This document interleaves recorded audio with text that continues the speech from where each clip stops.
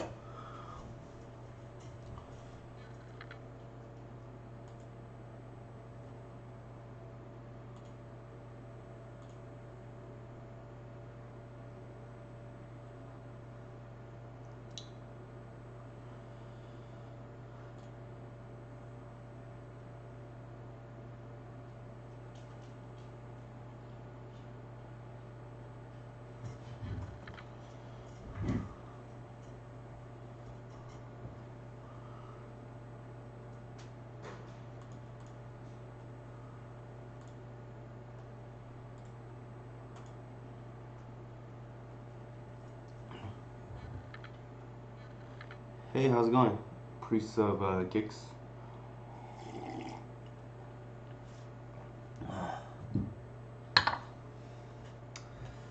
So we'll give a second for people to come in.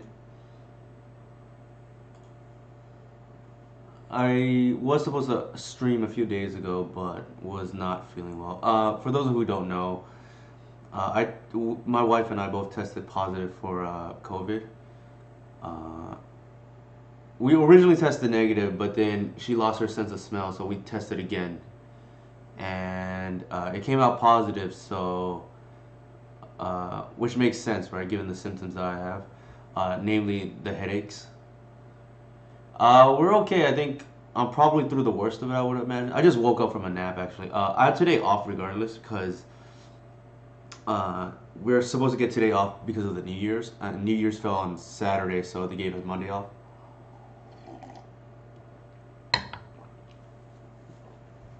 I'll just go over the deck I'm gonna play right now. Uh, I'm kind of experimenting a little bit in the sense that I kind of want to play all the best cards. I think I don't know who said that first, but I if I can make four Once Upon a Time work without it being a little too awkward, I think that's where we want to be. Also, I want four Endurance in the 75, just because if you're gonna play four Once Upon a Time, you're rewarded for playing four Endurance as well. The second thing is uh, we cut the Wasteland for now. I don't know if that's correct or not because I don't know how often I actually tutor for it, and in the games where you tutor for it, you're probably already favored. Um, and I just want to make room in the sideboard because I do want to address the Delver matchup, which I think is closer than I would like at the moment, especially against somebody who knows how to play Elves. Granted, I don't think that's most people, but if they're familiar or take the time to learn Elves, I think it can be a lot closer because they know where some of the choke points are, particularly early in the game.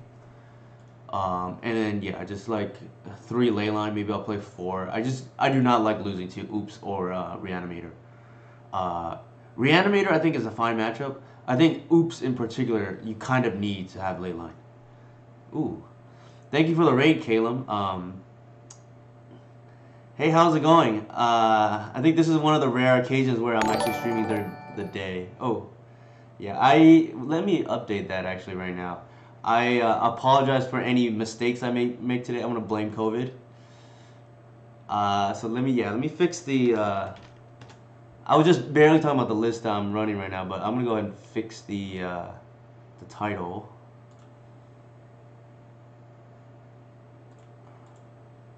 Settings. Hopefully it'll be quick.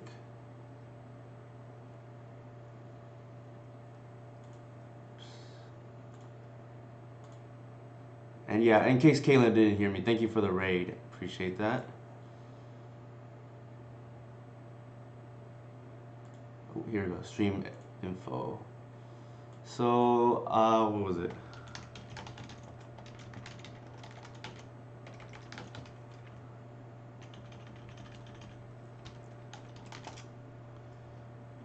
All right, let's see if that updated.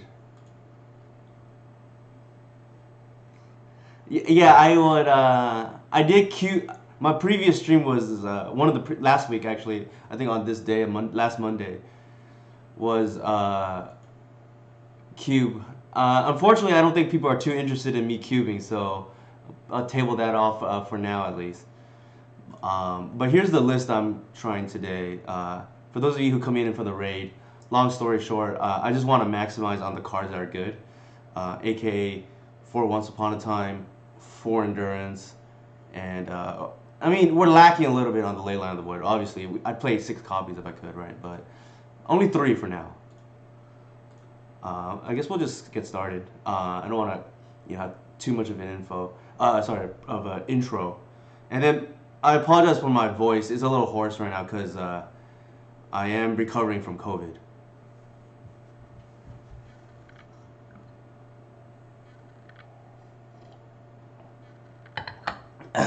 It's good to see PVDH, in on stream as in the chat as well. Given that he's a converted elf player now, right? After his Eternal Weekend run.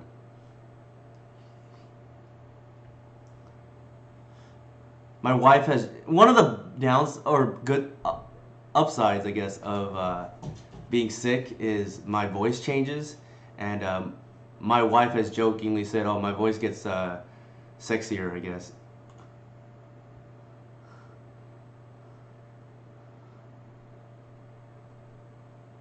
All right, we're playing against Ella one. I don't know. They usually play like some crazy like off the wall decks. I think this is like a pretty good keep. The hoof is like a pseudo mole, but I think it's like good enough. We get Blood Moon here. We get Blood Moon. Like it is what it is.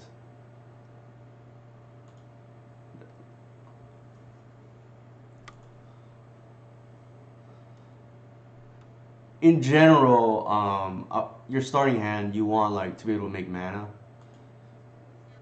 Oh, Delver maybe.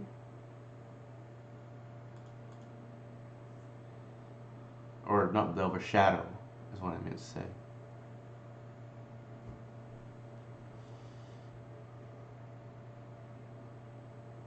Eesh. Okay. Our hand just got a lot worse.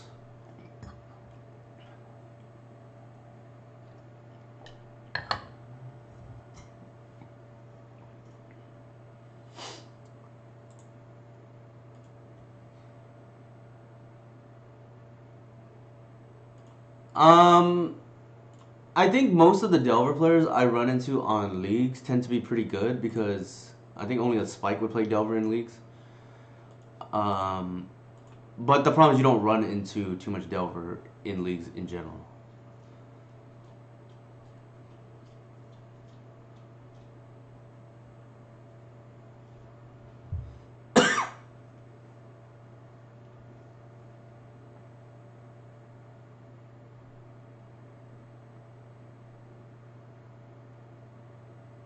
Thank you, Tonic Booth. Maybe this is Tonic Booth that I'm playing against. We're probably dead now. Like, our draws have been pretty awful. Well, to be fair, it's just one draw that's awful. The Birch Lord was okay. The Seas made this hand a lot worse. And every time I played against them, they've been playing some kind of, like, mono red, is it Blitz type deck before.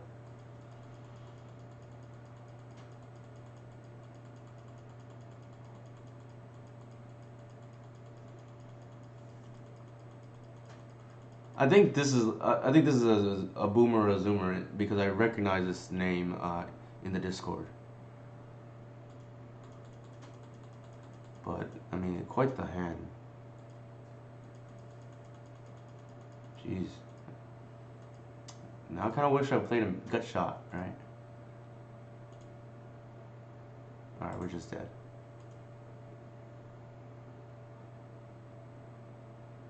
Oops.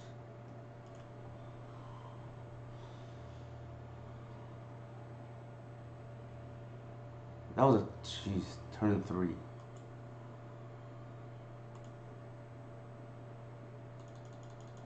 So this is what I mean by, this is one of the problems with Carpet of Flowers. It tends to be a little bit narrow in my opinion. They're almost like a combo deck, I feel. I mean, I definitely want the natural orders in. Probably no Bog. No Oof.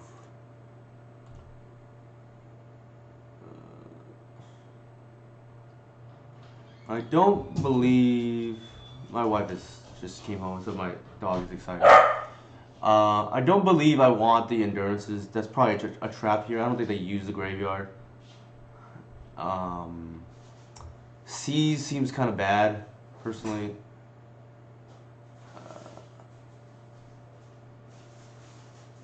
I think we just want to upgrade the Archon to a Progenitus, and then we'll call it a day.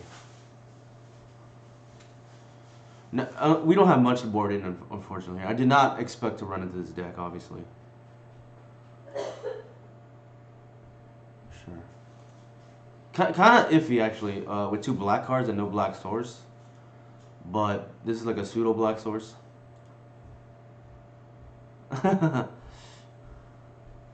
Yeah, my dog barks at all the other dogs too. It gets confused.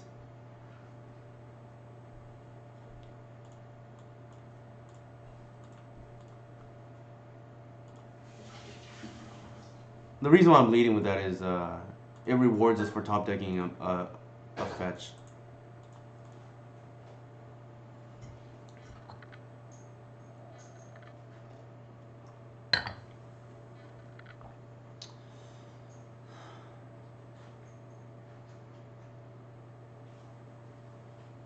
One of the issues with leagues is sometimes this happens.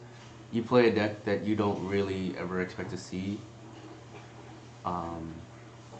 Of course, one of the benefits, I guess, is you'll get testing to make sure that you're not like ill prepared in case you run into a rogue deck during a big event. But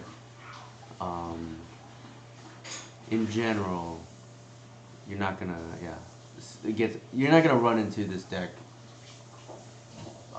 at a bigger event. Pretty nice turn to like draw 5 cards, right?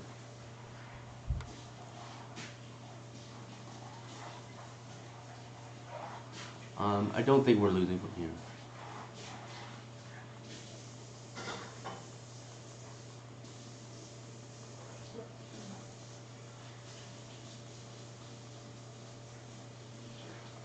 If you have any questions about some of the lines, feel free to speak out.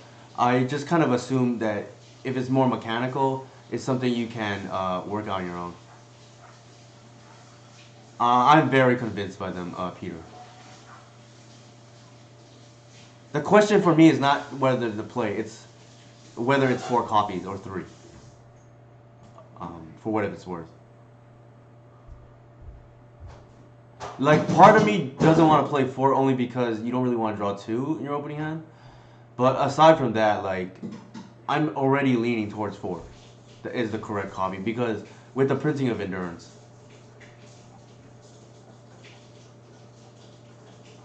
And the reasoning is pretty straightforward. There's two big reasons.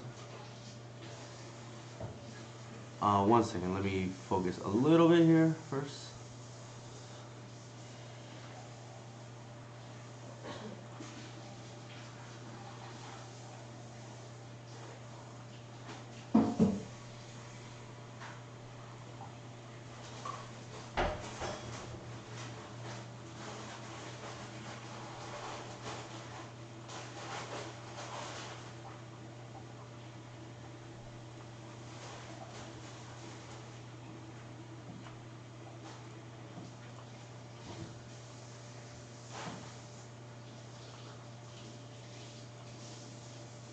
I don't think they have anything.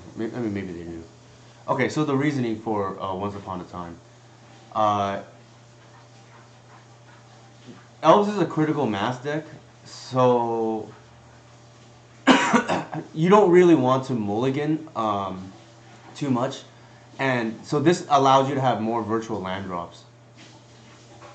Not really. We saw their deck. I don't think they were playing it like game one.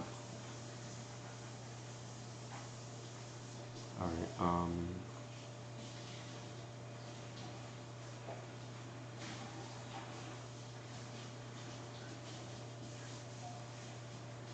I should have boarded these. We could have boarded these out. Not particularly great. So the reason why I didn't fetch Arbor there is you get if you know you're gonna play your creature immediately, you want to get the mana for the Cradle, and then you can also Cradle for the Arbor later, right? So this is just like Tarmogoyf dot deck, I guess. Uh, it is not 70% chance to miss. It's more like 25% chance to miss. I keep hands. So it depends on how many sources you have, right? With my mana base configuration, um, it is roughly well. Hold on 1 second.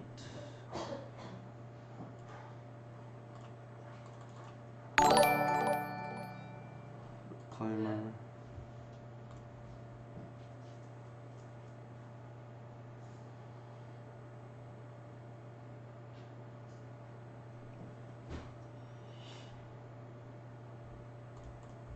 I think we're just gonna play aggro here. Thank you for the follow, Fev.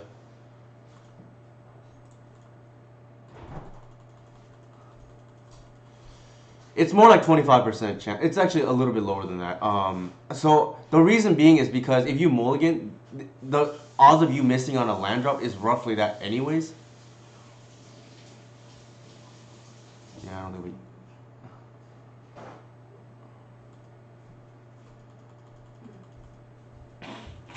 So we played around removal plus Goyf there. They just have... I mean, so...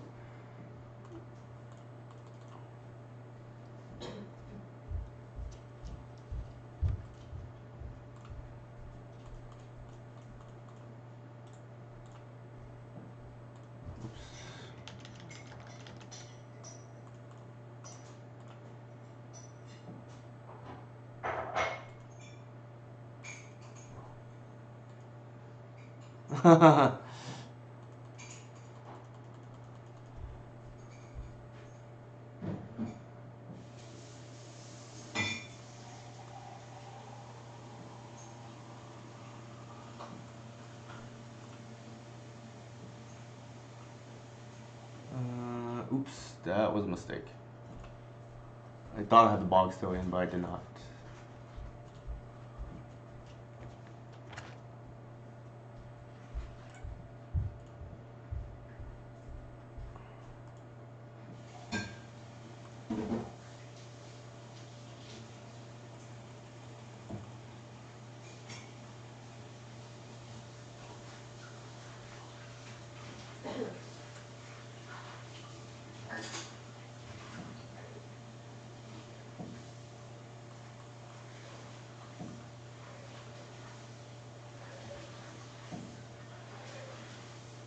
It's got to be removal, right? Otherwise they lose.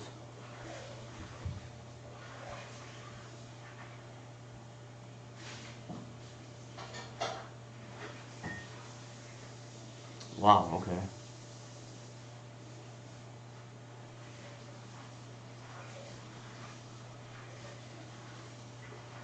This is like a Jun Shadow deck, I guess. I mean, they should be dead. What is that?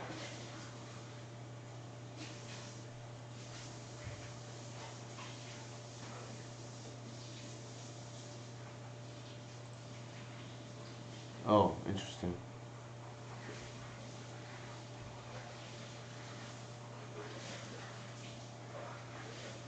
All right. I may have to adjust how I board it here. I don't know how. Yeah, 2 mana Cascade is kind of crazy. Um.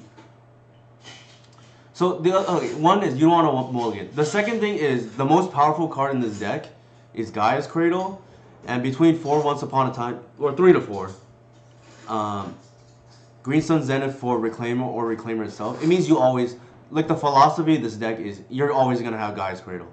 It's why we Jax, myself, and others the nickname for this deck is Oops All Cradles, right? Because no matter the board state, you're gonna have Cradle in play, and that's the power of this build because it doesn't matter what your opponent does.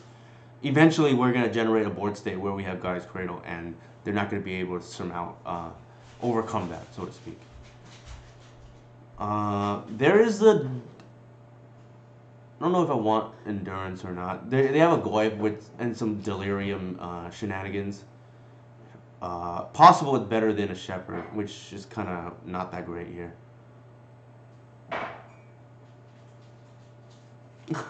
I mean, it's funny too because a lot of people don't want to play like Reclaimer or Once Upon a Time, but then they acknowledge Gaia's Cradle is the best card in the deck. So that to me doesn't make any sense, right? Like if it's the best card in the deck, don't you want to maximize it?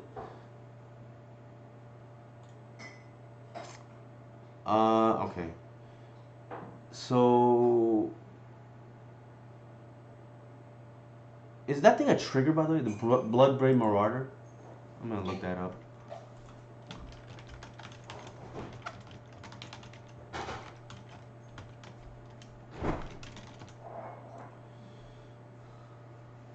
Oh, so we can't even like we have to preemptively stop it, I guess. I don't think Shepherd is actually good. They probably have some kind of sweeper. Um, and I don't. I think I just want to hedge against that, and then build it this way.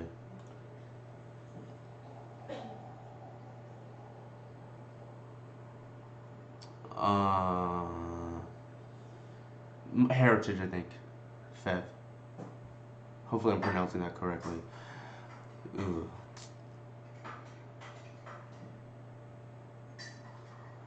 Like, part of me wants to keep this, but it's like probably asking for trouble. We have 2 chances to hit a land. Yeah, whatever. I'm gonna keep. Hey, Romario, how's it going? It's like asking for trouble, but I think we have 2 draw steps. I want to play the percentages. I'm a big math person, so like, if the odds are in my favor, I'll probably go for it. I am not afraid of looking foolish, so to speak.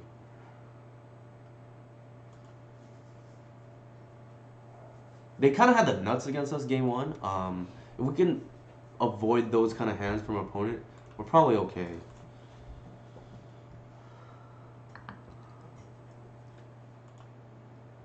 I think here they're holding out removal, so I'm gonna play that. They kind of have to kill it anyways.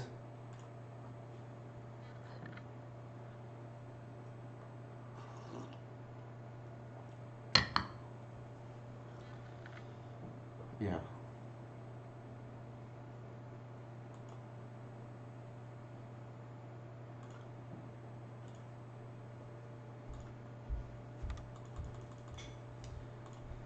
You can play the symbiote. The problem is they may not even kill that. Like this is a sign of weakness. You want to play creatures for sequencing reasons. that are strong enough for them to have to kill, but won't be detrimental if they do. Alright, so they're attacking our mana. Might be a Delve right here. I mean, this is definitely some cool deck building, I guess.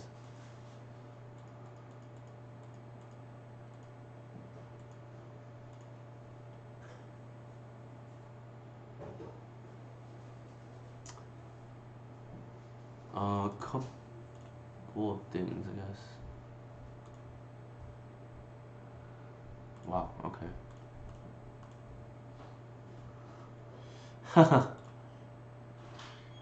This is a nice like little sequence here, where we can just kind of go nuts. Death Shadow's worst enemy is a symbiote, and under they could have engineer. And I don't think we need to use our trophy just yet.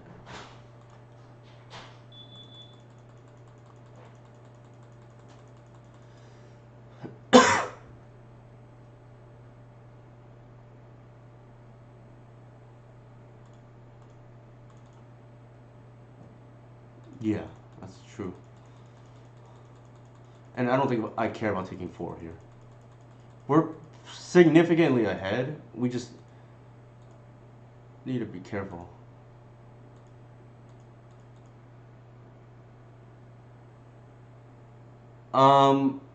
We have a high density of fetches, Jason. That's a good question, by the way. I shortcutted a little bit. Thank you, by the way.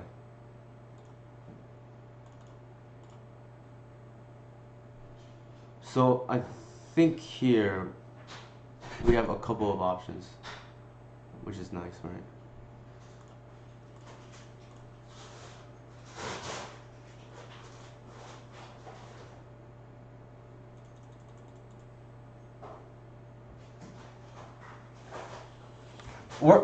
There's a good chance we're gonna have to trophy one of these creatures pretty soon, but I just wanted to hold on to it just in case.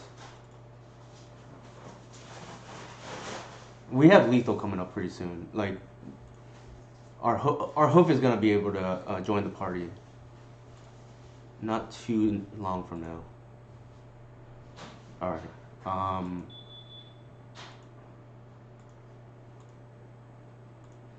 I think we're just gonna take 9 and kill. All right, they're just dead.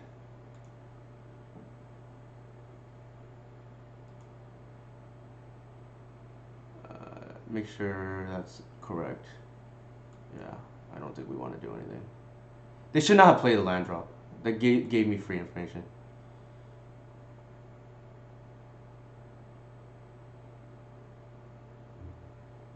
I guess they wanted the extra damage, but it's a bad sign when your opponent doesn't pick a visionary.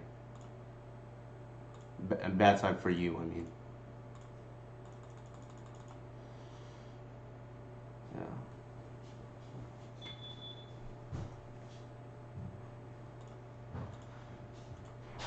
Oh, actually, before I start, again, for those who are just tuning in right now, here's the list we're running.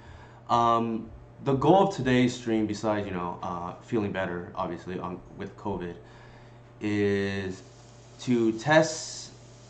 I mean, we're unlikely to run into the Delver matchup, but in case we do, or run into other decks, how having 2 dedicated slots essentially for Delver impacts our sideboard. We cut the Wasteland for today's stream, and I'm only streaming during the day because today is off. But I think we're pretty good against Reanimator. I mentioned this in my Discord, but Reanimator being popular right now is actually very good for Elves, in my opinion. And we're down a little on 1 Thoughtseize because I wanted to fit in the 3rd ley line. There's a lot of oops online, and I just do not want them to be rewarded for mulling to Leyline and Sanctity. So you have a 3rd protection spell here, or card essentially here, to punish if they do mulligan for Leyline and Sanctity against us. Aside from that, everything is pretty stock. I want to play, the four Once Upon a Time, and then like if it can't work in the future, it can't work. I'll go back to three. But I'm answering Peter's question earlier. To me, it's not a question of Once Upon a Time or not. It's how many copies. It's minimum three, and then I want to play four really, because this card, what it does is it means you mulligan less, and this is a critical mass deck. It's not like Turbo Depths where or Reanimator, where you just need like three different cards, for instance, and you can still win. You kind of want a full hand. Um, that's the number one reason. And number two reason is you just see guys Cradle more, right? It's like this deck is no longer oops 99% Cradle. It's oops all Cradles now. So I guess we can start the next match.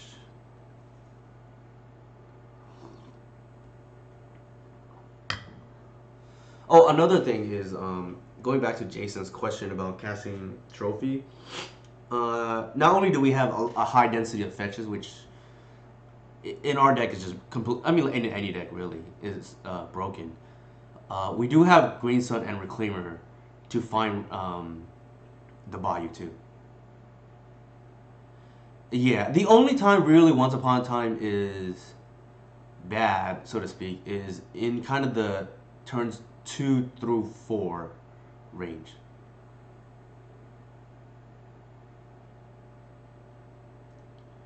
So yeah, so Peter kind of hit on it. There's a trade-off, right? I'm not gonna say there's times where I don't hate drawing it, but actually I'm gonna take a quick break. I need to use the restroom actually. I apologize, but I'm gonna answer that question right before I use the restroom, and it's the trade-off to me is I find the upside of stabilizing our opening turns more relevant than some awkward mid to late game draws. And actually, late game is not even awkward; it's just straight up good. It's really mid game that's a little, or early game that's awkward. And with that said, I gotta use the restroom real quick, but I'll be right back in maybe 2 to 3 minutes. Okay, I apologize. Uh, be alright back.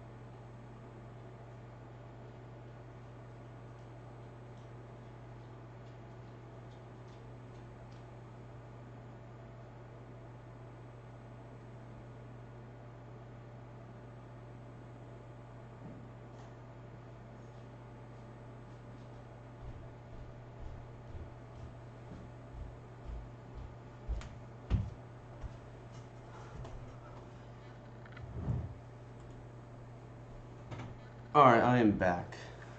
Um, I guess I'll cue this up right now while I discuss deck building. So, something I've mentioned to people is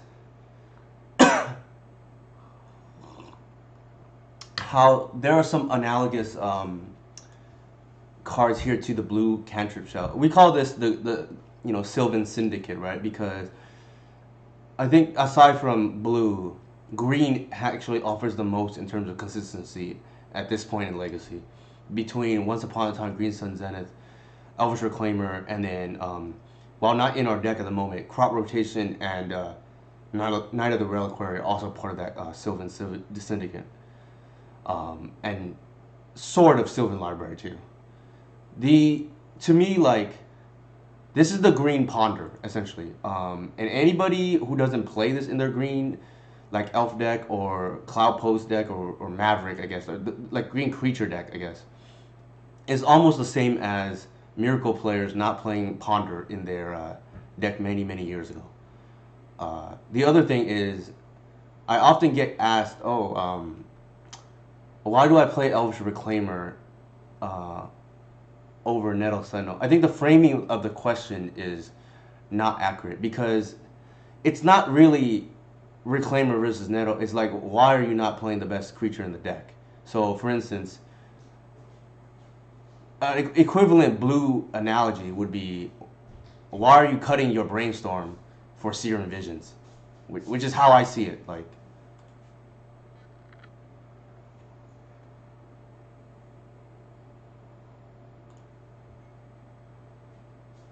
keep. Again, this is like far worse if this is not here, right? Like, this is not a keepable hand otherwise.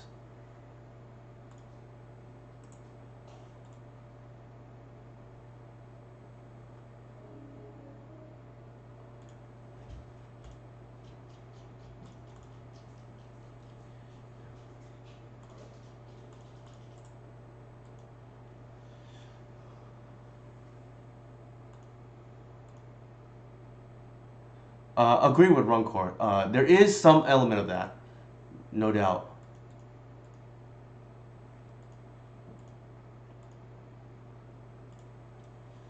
I think we just want to play the. This is tough. I think we just develop our mana accordingly. So.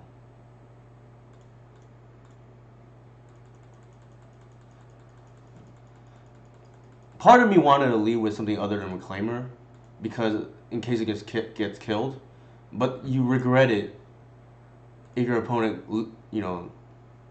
goes like turn one Stitcher or something like that.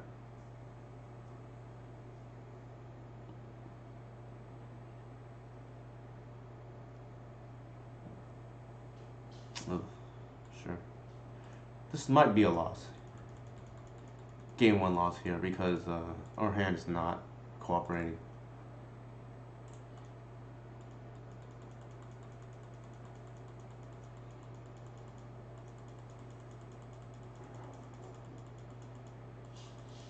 What I really should have done was replay the.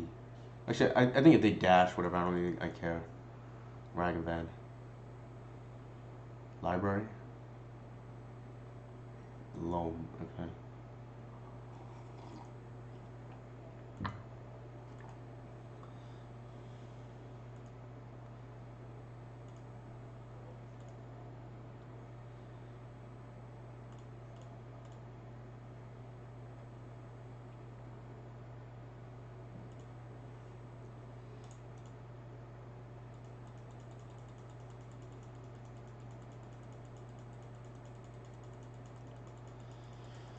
I think this is the Bant Lands deck that like Javier Dominguez played a few weeks ago. I could be wrong though.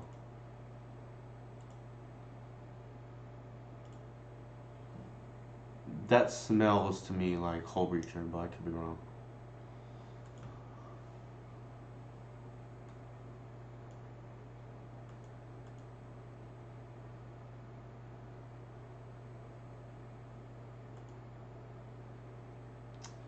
It could be Honorog's list. It's very strange to me seeing Loam in these fair decks now. Sure, that's another thing that could be. What we're hoping to do here is not for them not to play out the Wasteland. That would be quite annoying. They could screw up and not do that. Then we can't untap with. I don't think they can have that. I don't think we care. Jace. Yeah. So top deck, whatever would be real good right now. Shepherd, because they tapped out for Jace.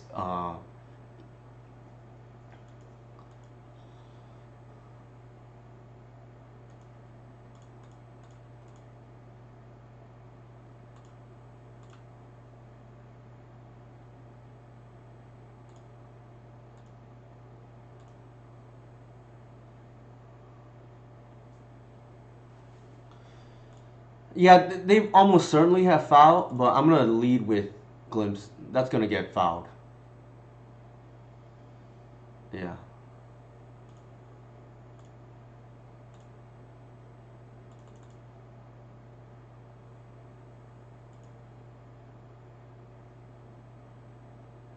Actually, did I punt that right now? That was 2, 3, 4 mana. I could have pitched, and then that's 3. That's 6 plus. No, we were short.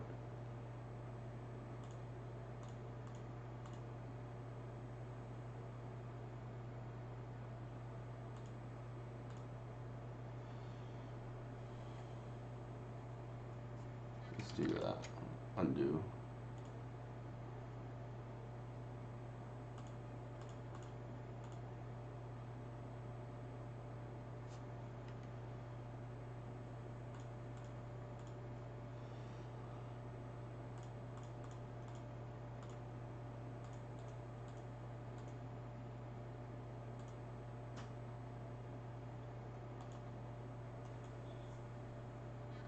We're gonna get our critical wasted here, but I think that's maybe okay.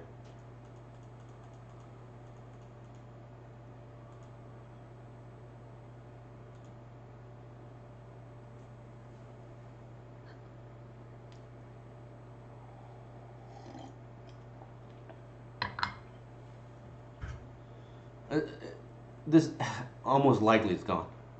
I mean, I can't imagine a scenario where it's not.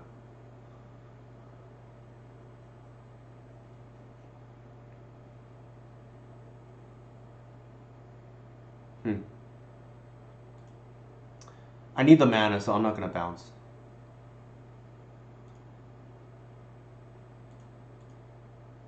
Earl, yeah.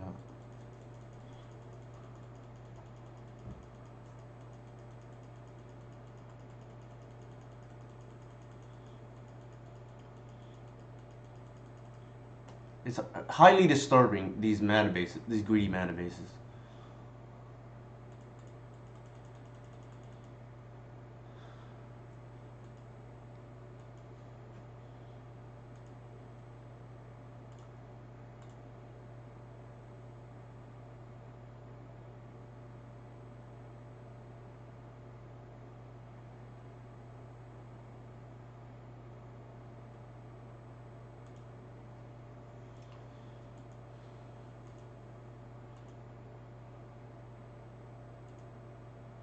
We're gonna do it on their upkeep.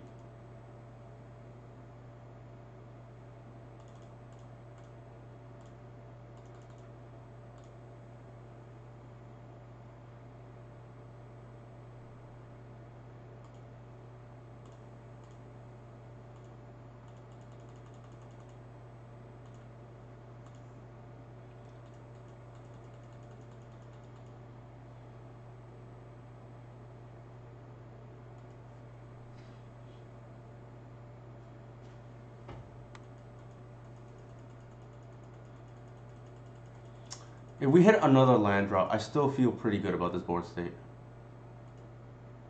Like, I don't. I think shields are down at the moment on the other side.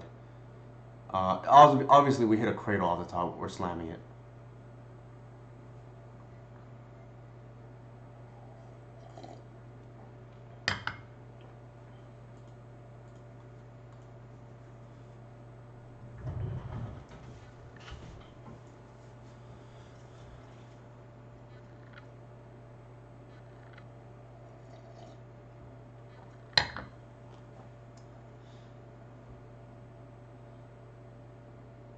Sure. So I think they're just digging hard, from my perspective, to find either a threat or another force, because we have like 5 cards in hand and potential natural order looming.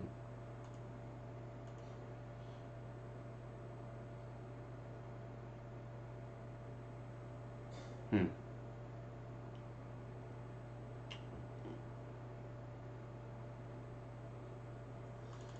I think we'll do it this way.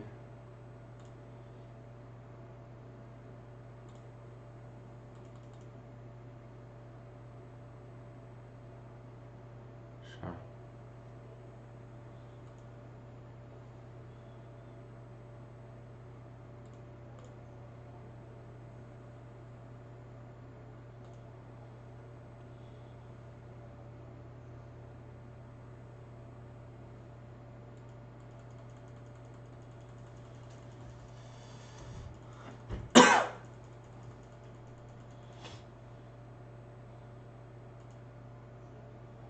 I think they're digging for force again, right? Because we play the grist with 4 cards in hand. That's a sign that we have something else, like a follow up.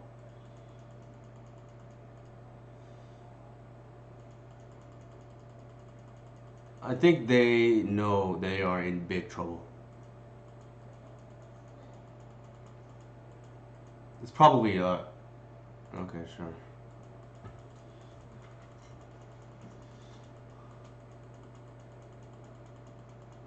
That's kind of annoying actually. So now they, yeah, it's kind of annoying actually. I really need a cradle off the top here.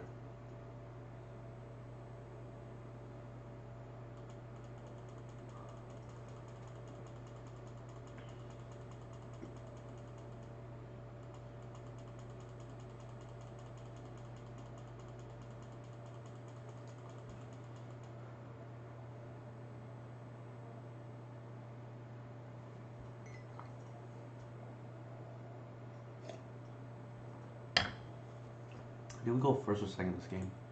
I felt like we went in second. No, we went first.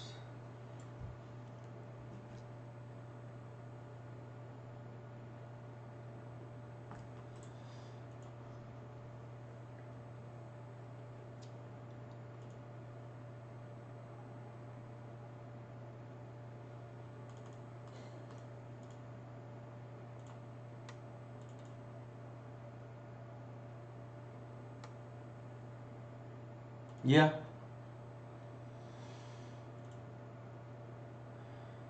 Here we're just hoping to fade. Okay, that's a very good draw.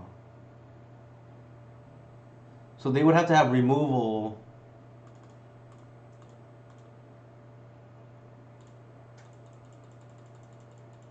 We're just gonna run everything out, and we're not gonna play around sleepers with it or rolling Jace on board, and we're just gonna try to go wide.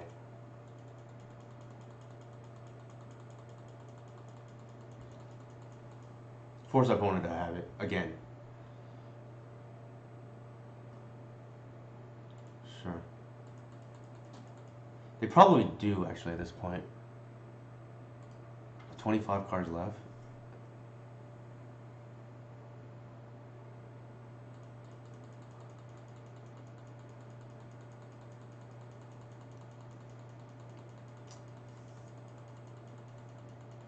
Yeah, that wasteland hurt us pretty badly. And it's kind of painful because they only have one of.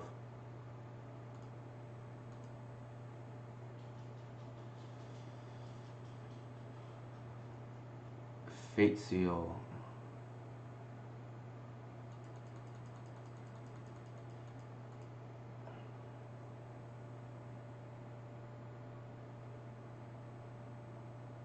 Ugh. Yikes. That's.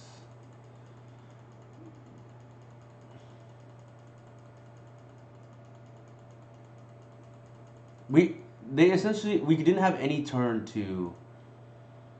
Shield. They. Like. We didn't have any turn where we had a. Could breathe easily, essentially. Well, that's awkward now.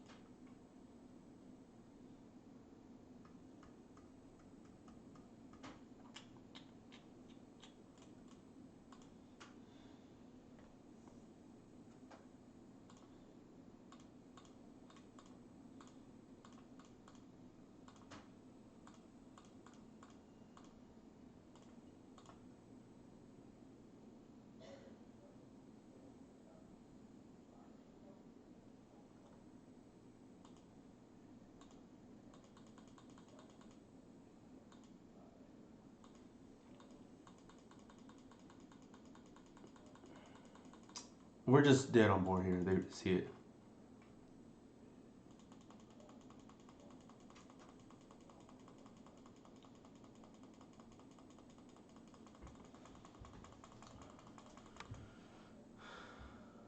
I have to see how this game played out.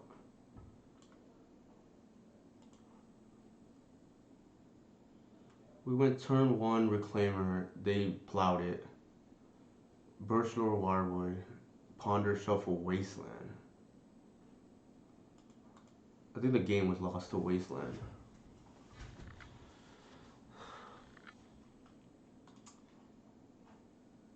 Not.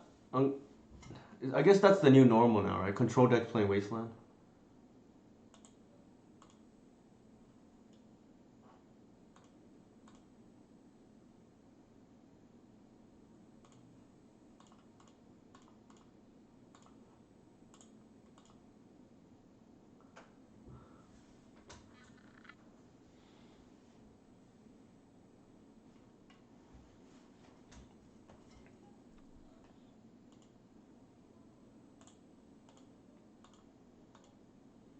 All right. We're down a game, but I think we can recover. I'm not really that scared of this matchup. Um, didn't work out there, but in general, I'm not really that scared. I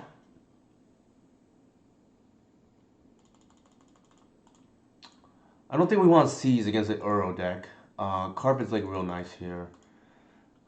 There's some argument like that they're gonna have some hate bears or whatnot, but I think endurance is okay. I can see bringing in two as a hedge, especially if they don't have any basics. We can just like randomly screw them. Necessary? No, but I want like sideboard slots are a premium because unlike blue decks, we don't have universal disruption in Force of Will, so it's almost like we're starting the sideboard with only 7 cards. Keep. That's the reason why.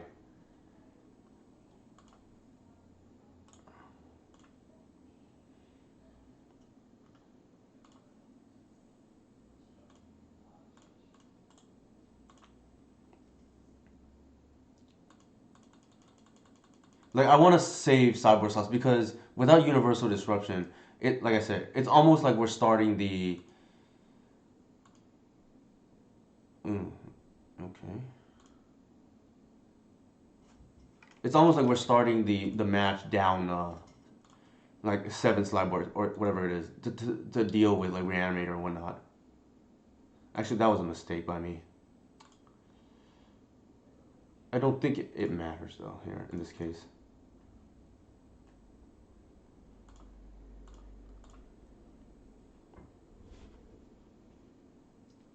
The mistake was not doing it main phase, and I tunnel vision into getting the damage, but it didn't matter because we didn't have a follow up play anyways.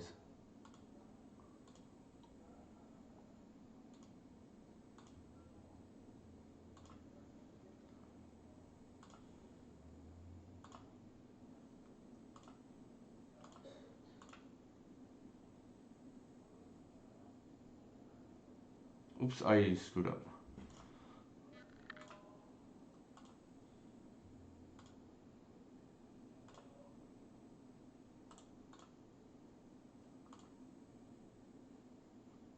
We don't need to do that.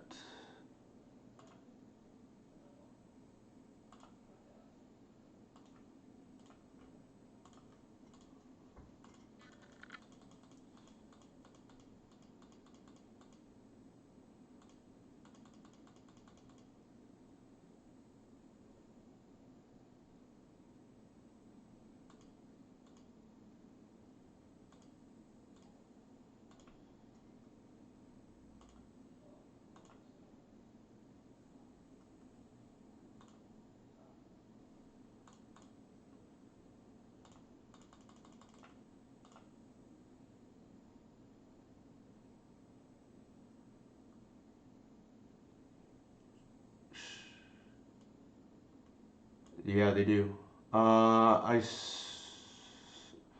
Boarded out the heritage, so I think it's got to be the Reclaimer here.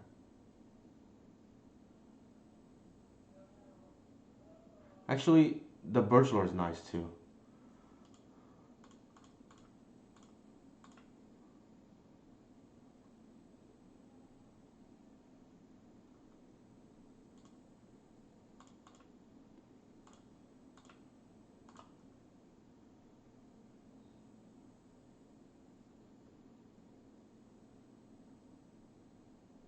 No, we didn't. I don't think they have black.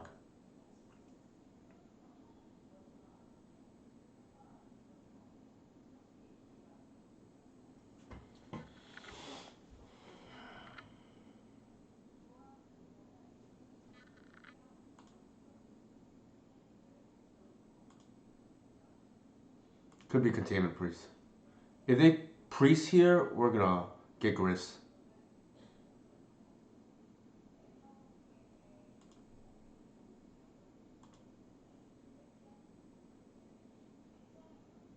Trust down, maybe?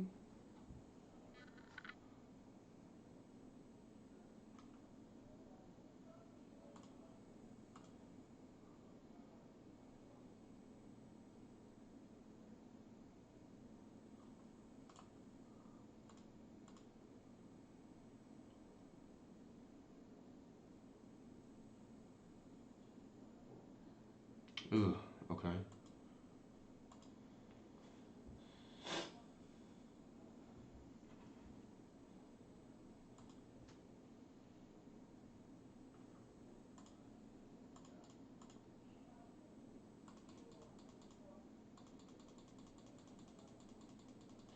Yeah, oops. Opposition agent is quite obnoxious. It's a good thing we slammed down the progenitors there because we got underneath the static caster. I think this is Anurag's list because I know he's playing two. They know our hands, so I'm just gonna yield. It's probably game. Like, I don't think they have an out to this. Yeah.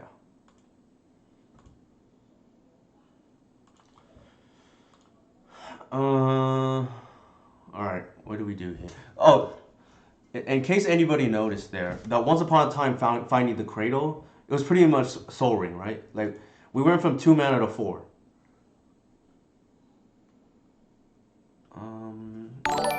I think. Hey Tony, how's it going? Thanks for stopping by. We got to do our stream together soon again. I think this is okay. I think having the Birch Lore there was nice. I know, that's a good question. Why haven't you followed?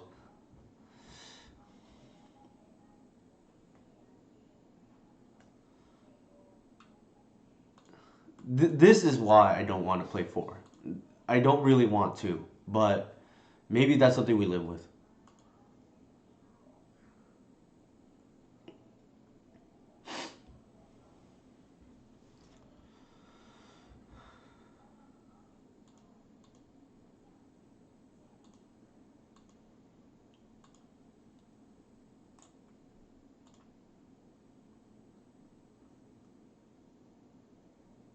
Hmm. All very good here. All very good. I think we get the Reclaimer here. And then I'm going to go Carpet into Reclaimer.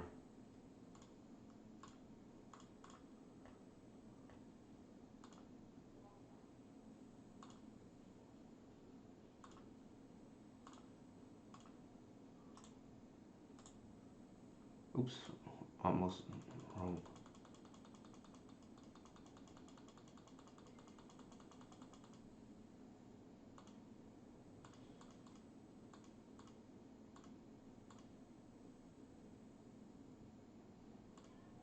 They're going to maybe get rid of this.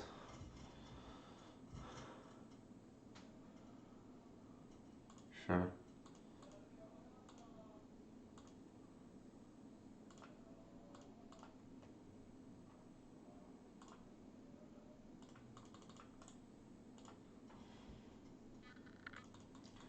So we're setting up for turn 3.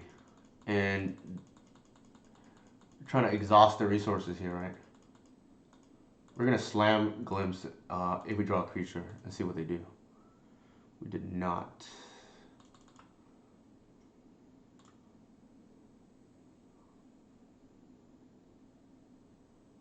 Hmm. All of this is pretty good, actually. I think I like the symbiote at this juncture.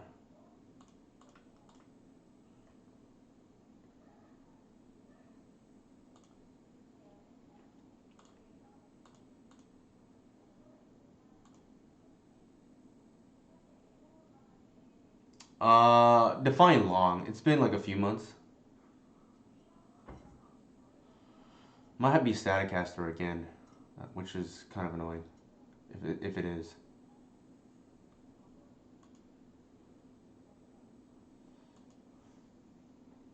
No, not since it got printed. I actually tested the card initially. I thought it was bad initially because my logic was, why am I trying to replace Leyline of the Void with the worst card?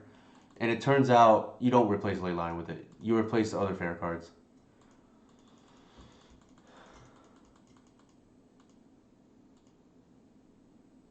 I still play Leyline. I think it's just too important. Like there, you can't. Like Legacy's pretty casual in my opinion. Like you can't convince people not to play like Oops and whatnot.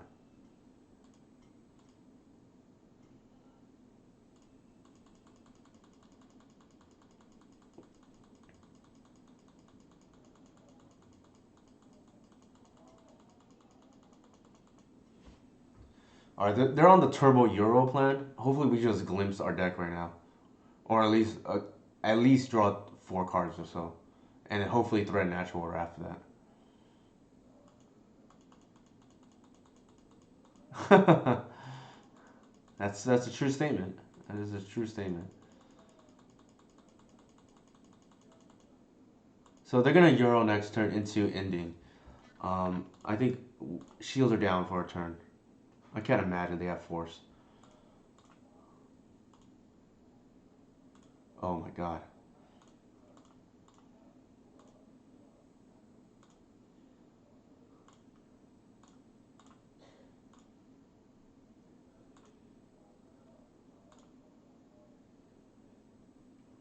Okay, that's not the best. We drew 3. Ideally, I would have hit 4.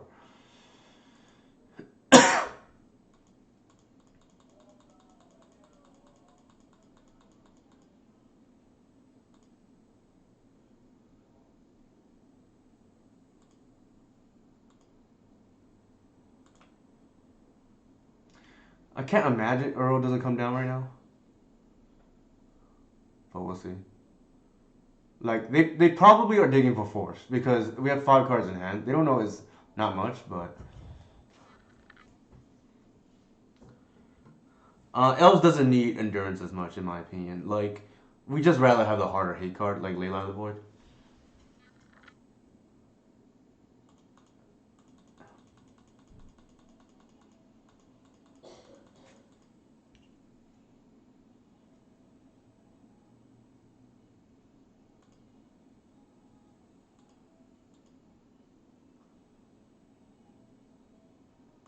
Actually, I want to check something. Earlier they put ending on top of their library. Did they end up casting it? They did. They cast it on the Birchal Rangers.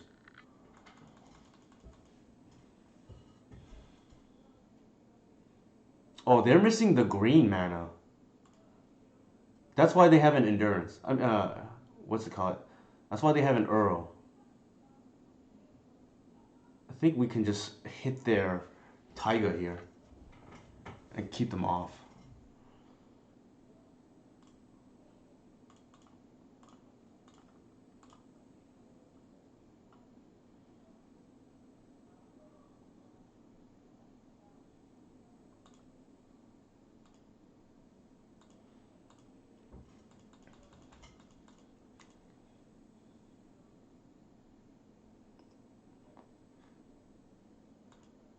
That makes me happy. Being able to take out, punish the greedy mana bases.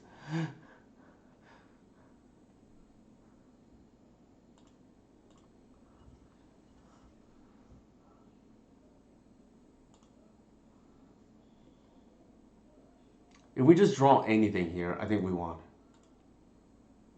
Wirewood is like one of the better draws. So is Visionary.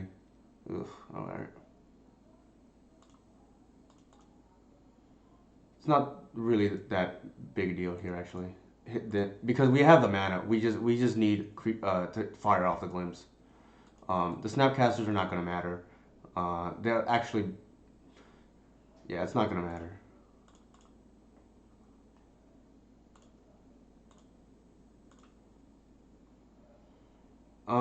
I think we have no choice but to fire it off here. We are a little bit.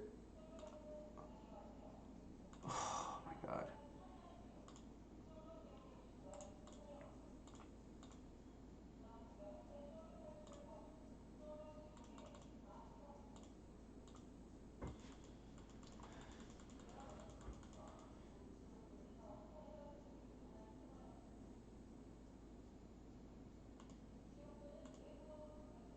Maybe we could have waited a turn.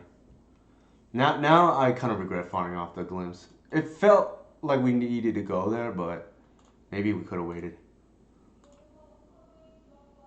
That's a hell of a draw.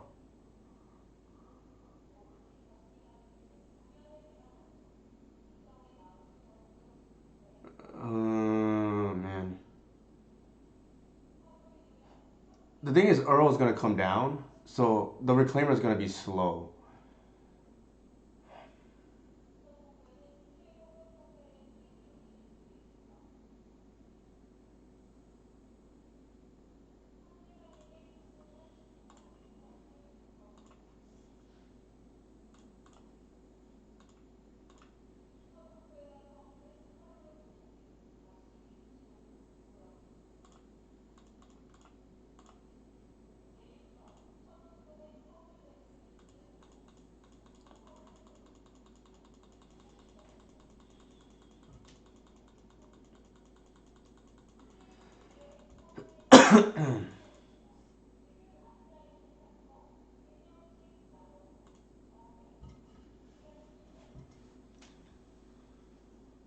Yeah, they're missing the second green.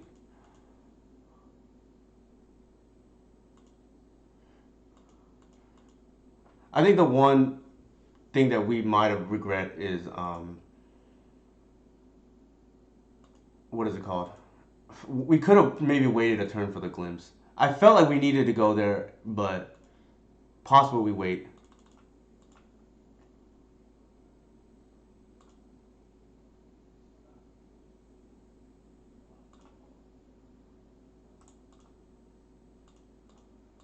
If they have Snapcaster, so be it.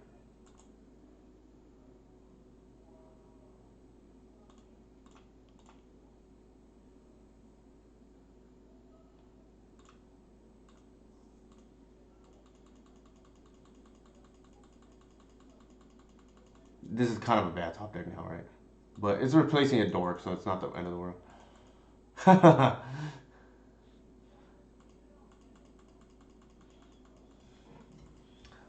It feels like they have force in hand because they haven't played it all game. They're like halfway in their deck, right?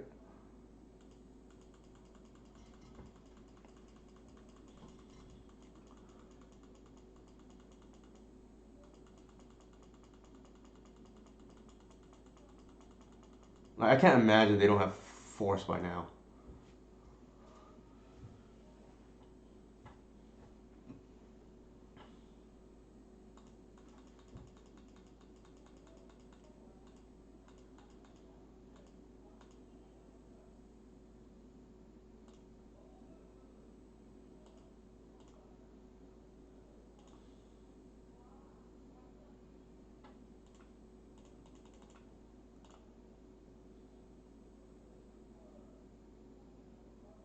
No.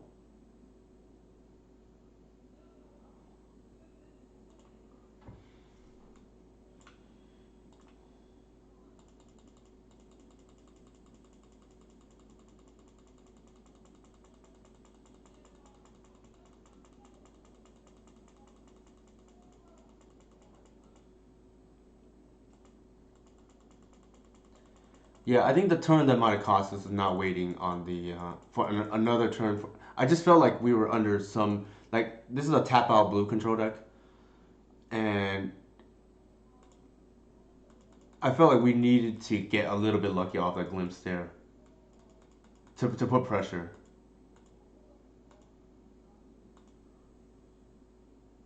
Oh, that's a. Oof.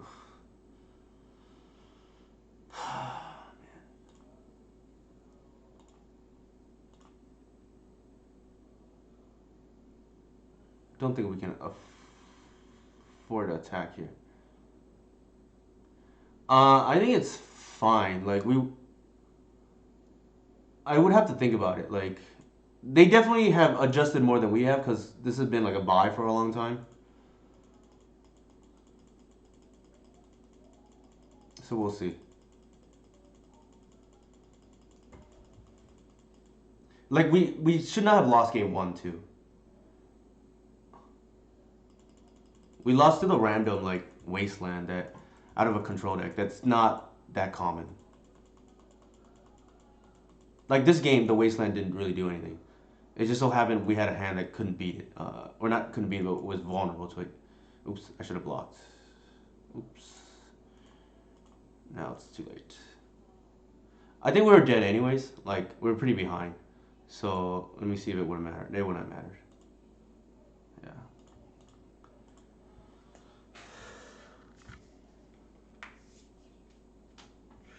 Yeah, like the Reanimator, what's it called? Reanimator, what it does is it gives a deck for like less experienced players to do well with because um, when the decision tree is, you know, shrunk, so to speak, it's you don't make as many mistakes if you're a newer player. And as a newer player, that's probably a good thing to have. That there's a deck out there that you can play, you know, fairly, I guess, optimally with no practice, and then can still have a reasonable shot at doing medium to okay or medium-ish.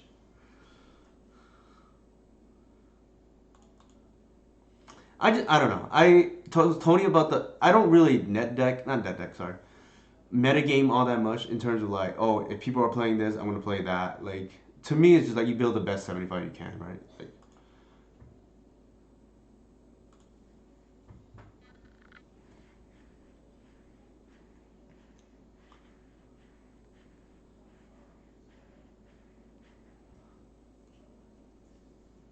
I think we're 1-1.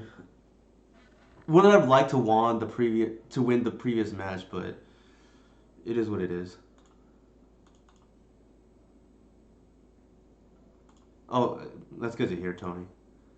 Like, I'm not gonna stop playing what I think is the best deck just because somebody's playing a deck that's like a predator deck, so to speak. You just adjust according if need be. I don't think like if there's Reanimator, you play like a leyline deck or main deck leyline if that makes sense.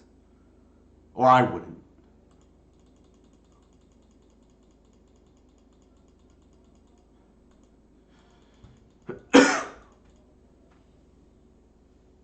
Oh, for sure. I mean, speaking of which, probably running into that right now. Yep.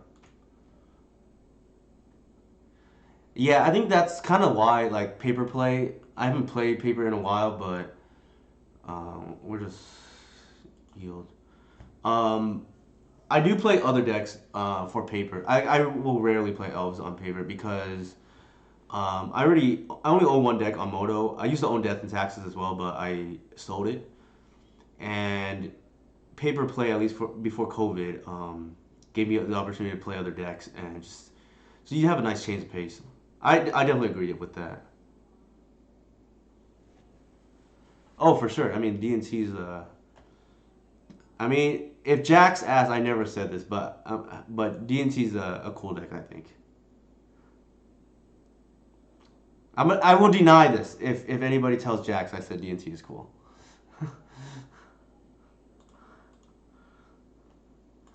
It is a deck I own on paper, so take that for whatever it's worth. We're behind, so we have to take some chances here. I didn't, Inigo. That's true, right? What could Jax look up? There's no stream out there that says this.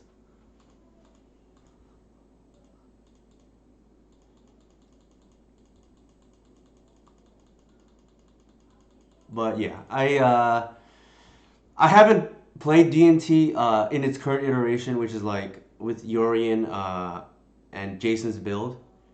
I do own Elves on paper as well. So decks I own on paper are like DNT, Elves. The DNT build I had though is old school with 60 cards only. I have Ant, and because I have the LEDs, I have Dredge by default. I also have a very old iteration of Delver with Tormorgors, so like Rug Delver, I guess. Um, what else do I own? I think that is it now. So I think they're on mono black because of collective brutality. Oh, all right, sure. Now we're just dead.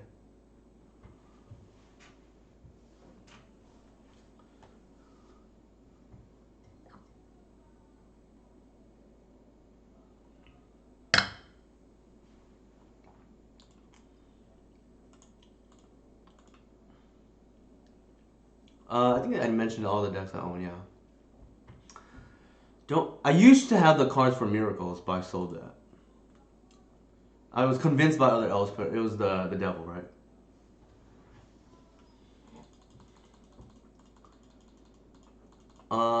I used to be on the fence about boarding this in. I think it's correct to board it in now.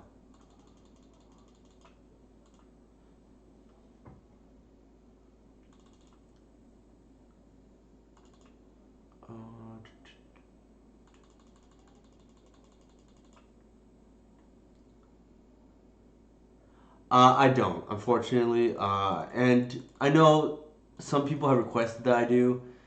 The problem is I cannot guess like when I'll be in the mood and when it'd be convenient for my household to do so. Is the reason why I don't have a consistent streaming schedule.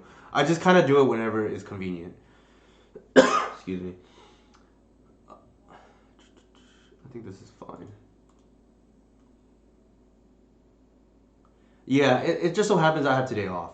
Is the other thing. Like I've streamed with Jorg once as well during this time of day because otherwise it wouldn't work because he's in Germany.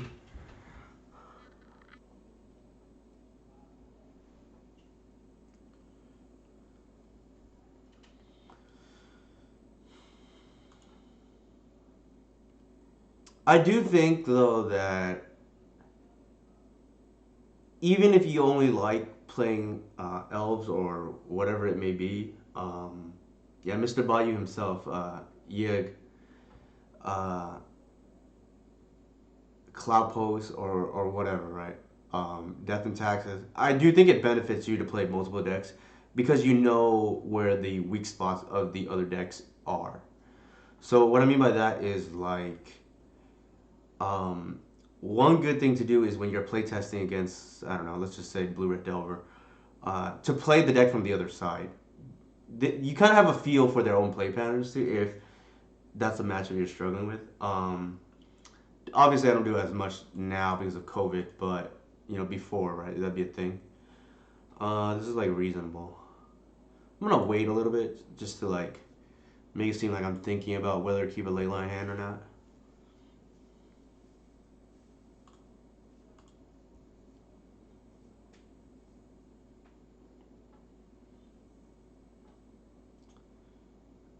Uh, yes and no. Like it's not unbeatable, but like having forcible is nice as installation against like some of the random stuff you might run into. Um, I think here we just like get the land and then green sun.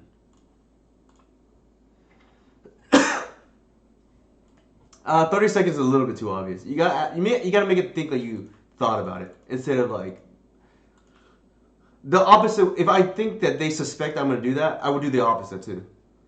Like if they know about my shenanigans, so to speak, about slow rolling a Layla at the void, I would do the opposite of what I think the opponent will do, will think.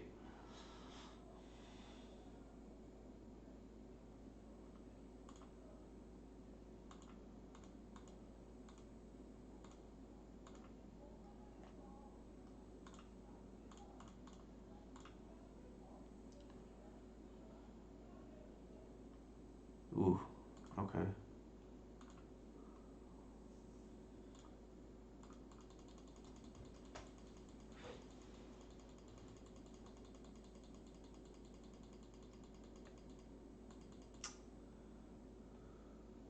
Let me. What the heck? Oh, that may be hard casting like a gravy train or something. Luckily, we top deck like a god here. Yep, I called it gravy train.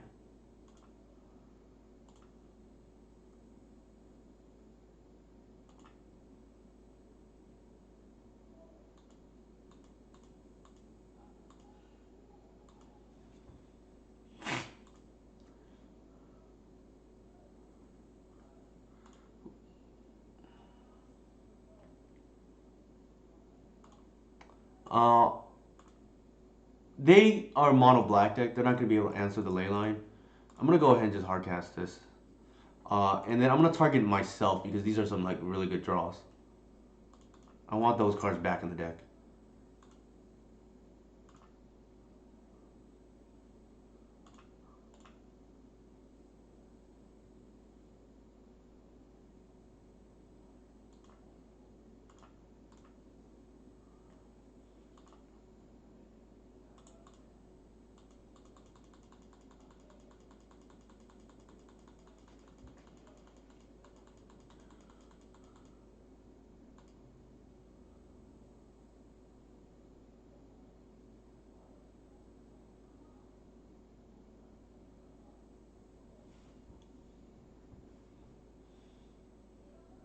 Uh-oh.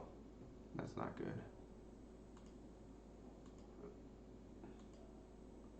I get nervous when my opponent starts tapping a lot of mana. Did they pitch anything? They discard the swamp. Interesting.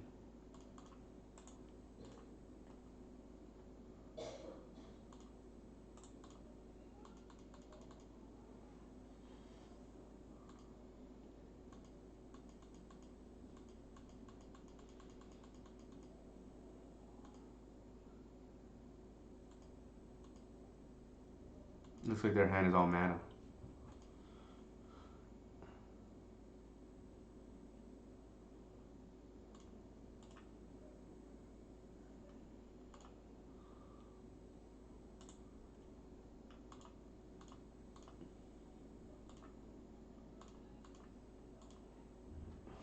I mean, it's not lethal, but I guess they're just going to concede to that. Technically, they had outs, like hardcasting Massacre Worm or something like that.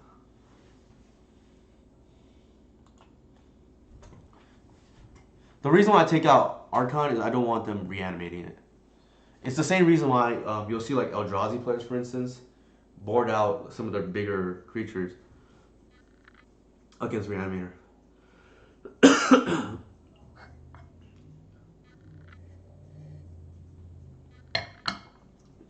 The reason why I don't board out Huff is twofold.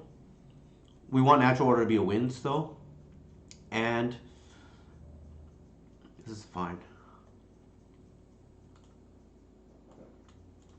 We want Natural Order to be a win, and we don't actually care if they reanimate it, right? This is like a 5/5 haste is not something Elves is scared of.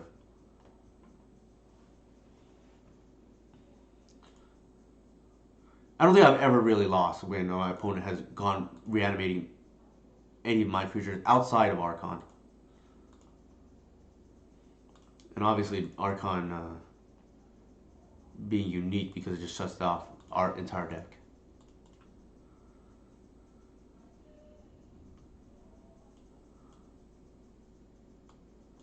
Hmm.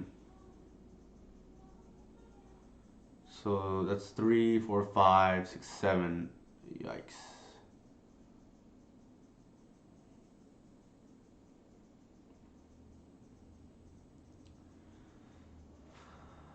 I think. Let's see. Two.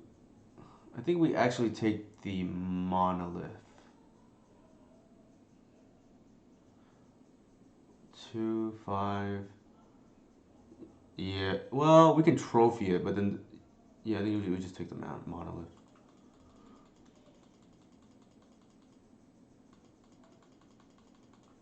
Play it safe. It's +3. Ritual is +2. If they grief us here, I don't think we care. Like Dark Ritual grief, I'm almost happy they do that.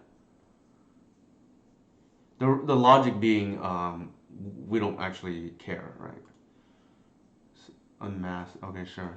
So now we know their hand. If I were to guess, they probably take the Assassin's Trophy or the Green Sun Zenith. I think we're very favored from this point.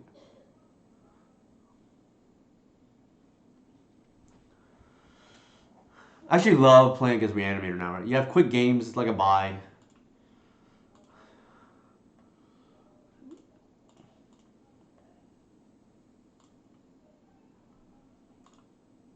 I think probably that. Just go over the top. Especially if we have a payoff already in natural order.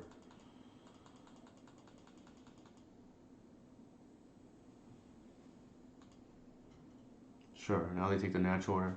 But our Visionary will draw into more stuff, and then we have a Shepherd. Like, we're incentivized now to just Dino Pump, Dino Strike them.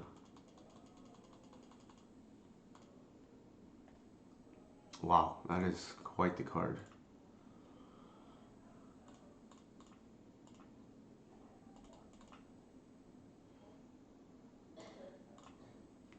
Another thing is you don't accidentally mill the Archon here, right? By accident. Yeah, there's Archons on both sides. We're afraid of that they will reanimate. Uh, so Tony asked Jason about the Monty egg. I think there's like multiple lists. I think the game is over, personally. Plus again. Oh, that's cool. Awkward, I guess.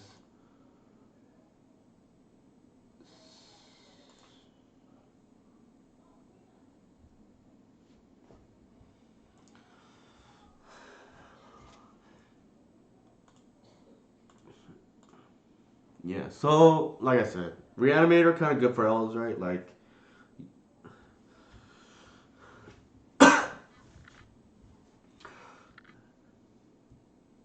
yeah, Adam.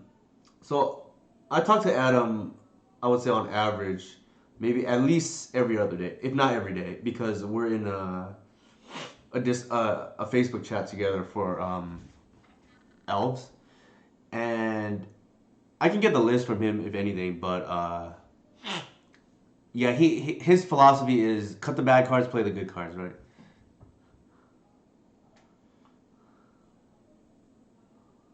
Lulls for reals. I feel like I don't know what they're on. This is kind of an awkward hand. I think this is a mole.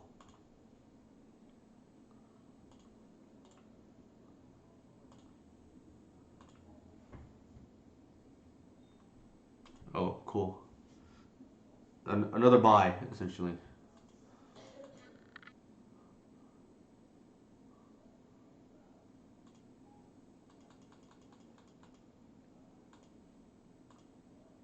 This is probably our best matchup.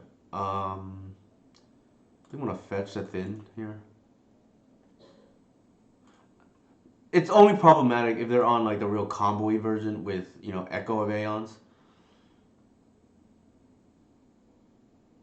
I think here we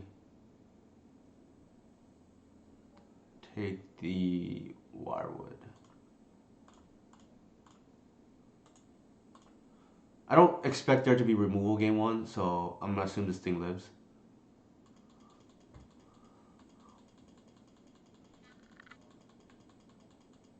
Yeah, but the problem is like in general, the better you make the deck against the field, in terms of like the combo version, the worse it gets against Delver, right?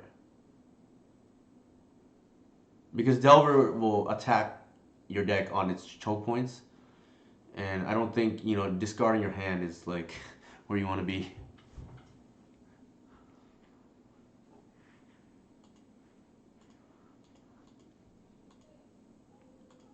Or rely on multiple cards to be good, right? Where does that sound familiar?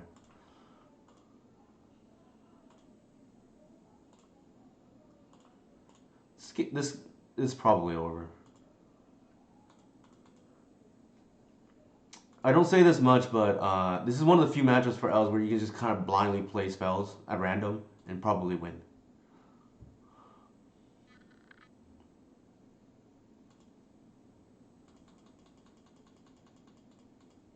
Oh, they're on like a combo version with Karn.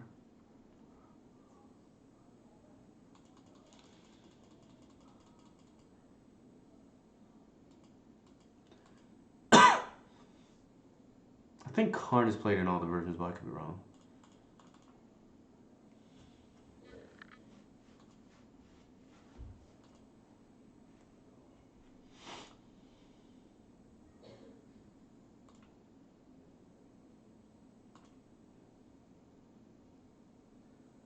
Hmm.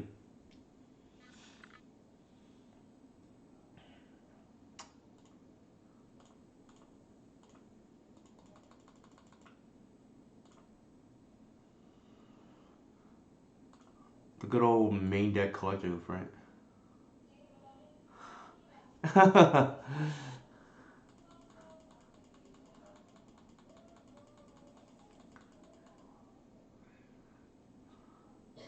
This is why I prioritize the collector oof over something like endurance if I don't have room for both. It's because this card single handedly shuts down games, whereas endurance does not.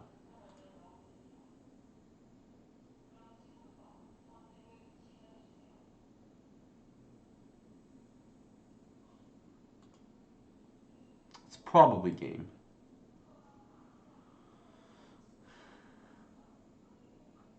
And it's a one of, right? It's not like you're diluting your deck, and the floor on this card is actually very high. It's a 2 mana 2/2. Namely, it's good with Glimpse of Nature still. It's still good with Natural Order. It's still good with God's Cradle. Like, does everything, right? Well, within reason, is what I mean. Alright, so we just gotta dig for a kill. It's going through the motions now, I guess. It's one way to describe it.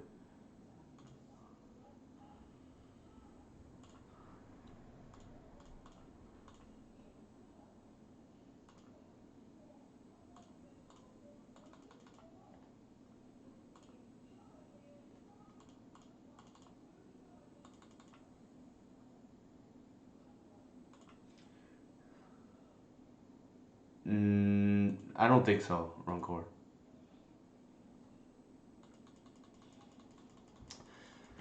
Alright, we're gonna take 4 here. That's kind of a lot, I guess. Yes, I do. Because it's represented enough that I think you just get some free wins, right?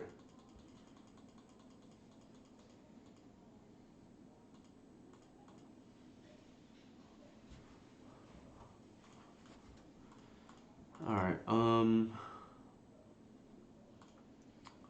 let's try to close this out now.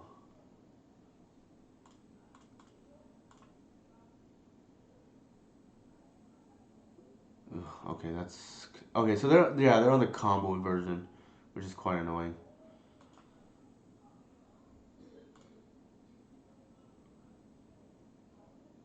Um,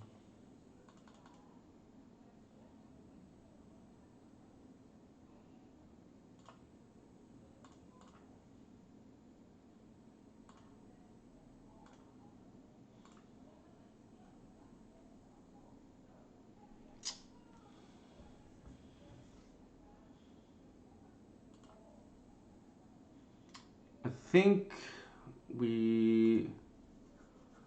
Yeah, there's a chalice on 0 out. I don't think it matters though. I think we're gonna fetch because I want this on board.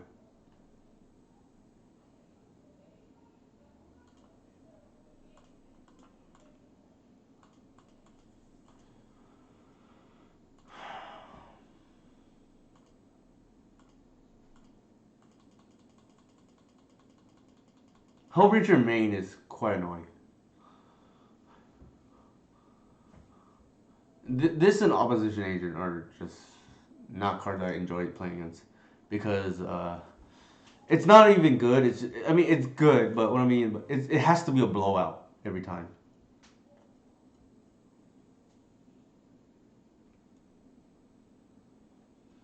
Like I don't mind cards being good against me. I just I don't know how fun it is, although maybe fun is not the best word. To just get blown out by it like left and right, like specifically Opposition Agent.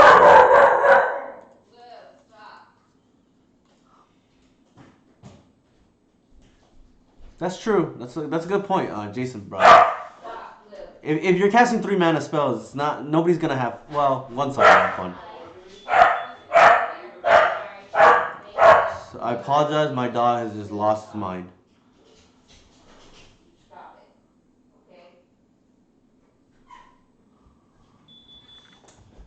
Maybe I can just start bashing. Like,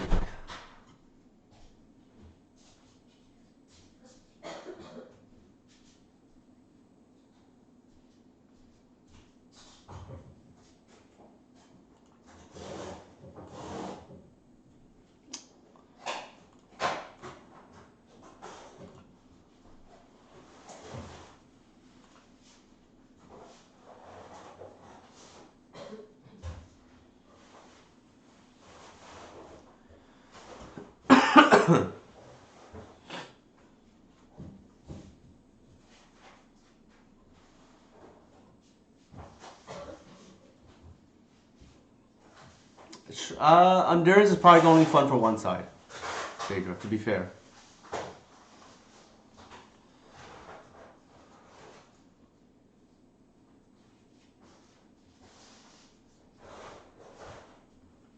What did we do last turn? Oh, we played a bunch of dudes.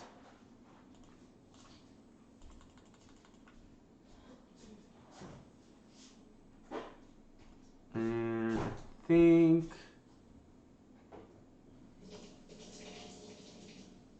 I will bounce this way. Actually, cancel. I don't need to bounce right now.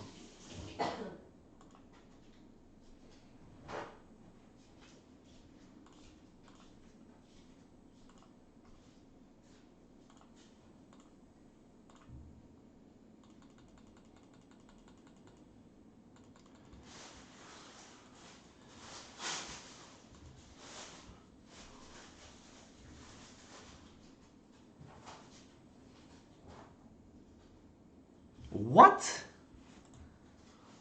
A main deck? Okay.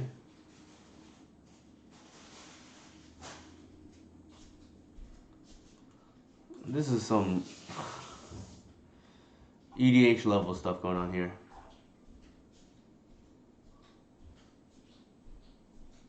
Oh my god. Alright.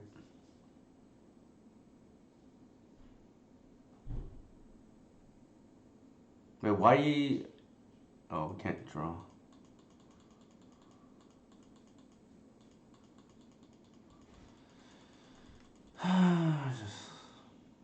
This is leagues sometimes.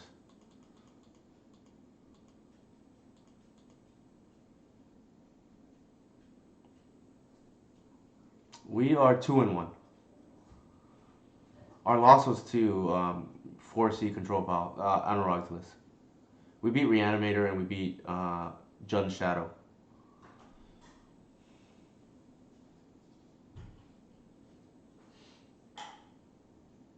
This is kind of, yeah, I don't know. Yeah, we essentially lost a game to Wasteland, which is a thing, but this I cannot believe it is going on right now. Like I think it's yeah, I don't know. There's a reason why people don't play Echoing Truth main deck typically.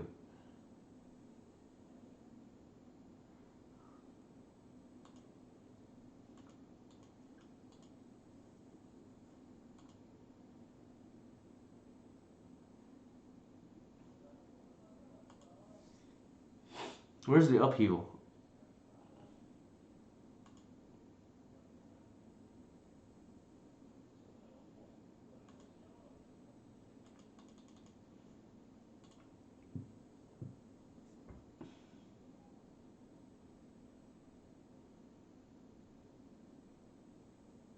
That or they must lose to some kind of hate game one often enough for them to play Echoing Truth because it doesn't make any sense. Like it's just pretty bad in general.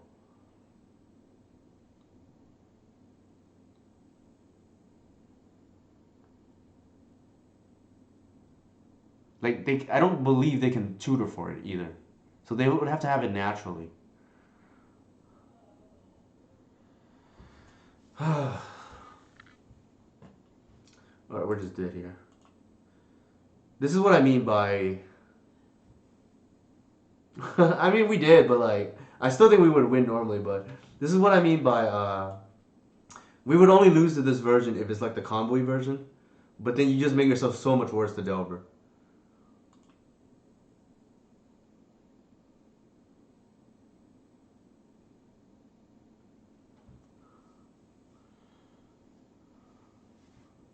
Let's see how many permanents they have. They have 16 mana. They could just yeah, that's just a lot. Thanks, dudes. I don't think so. It seems very random. It might be a mistake, to be honest. That's even more likely. Um,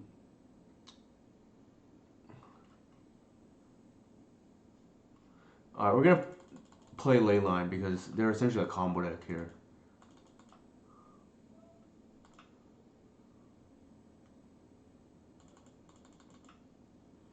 I don't think we want the Visionaries actually with them playing the Hope Breacher. Actually, it's probably still fine. And I'm just gonna go down to 0 Wirewood.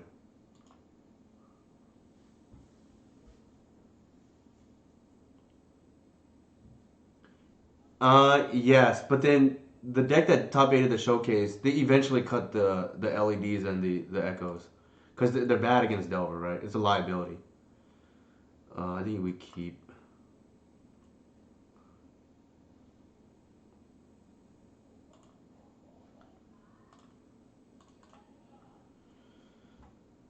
We should be favored games 2 and 3, even though we lost that one.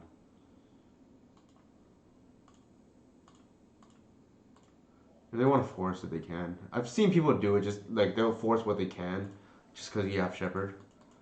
Whether that's correct or not is another debate, but we did not see Saw. I think they're like the super combo version.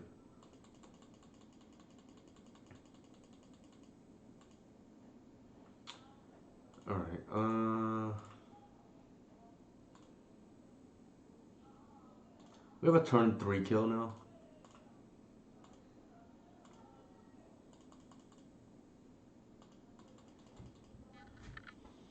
How did I make room for carpet? I cut one C's, and I cut the wasteland main, and I cut the third heritage druid.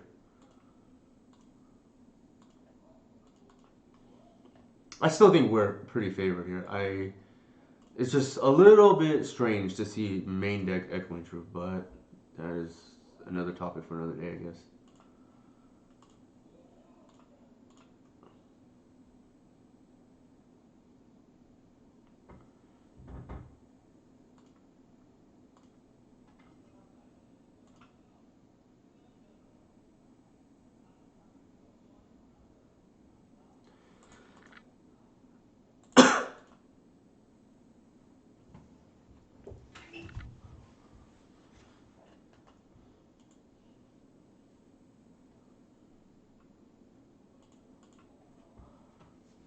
I actually still want to play 4Cs. It's just like I don't think leagues are safe without playing like at least three ley line. I kind of want to just play four. Just make sure that they lose whenever they run into me.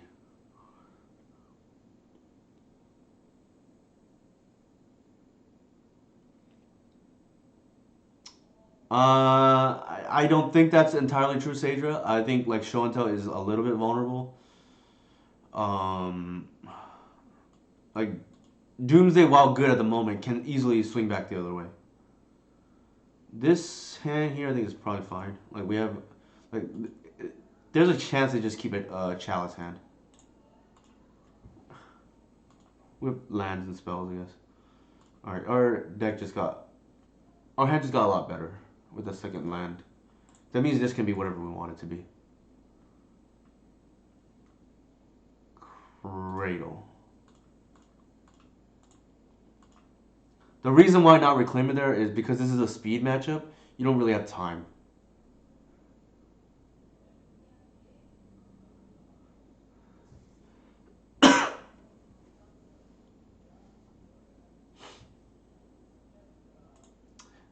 It's possible I just want to play four ley lines too because like then we just increase our chances of just having it against these kind of decks.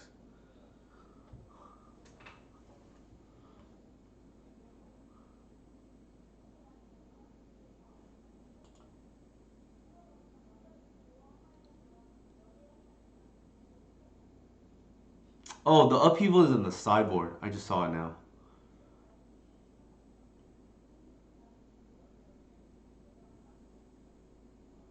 No. So Runcor, this matchup is about speed, and I think we want to just have access to fast mana as soon as possible. So, namely, like Cradle is more important to have naturally in these kind of matchups. Um, Also, things like Heritage, which I typically do not like, is better in these kind of matchups where you just don't really like it's two ships passing in the night, right? Nobody really cares what the other person's doing. You just only care about the payoff, and then you just try to go as fast as possible. And for us, we just race into it like collect roof or something, or natural order.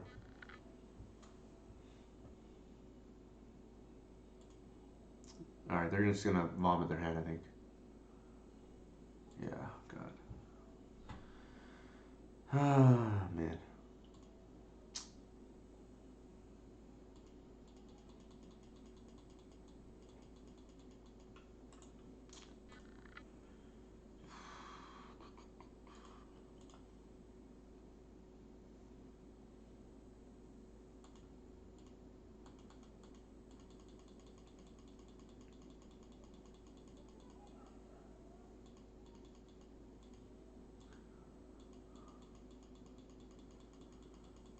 Uh, gr-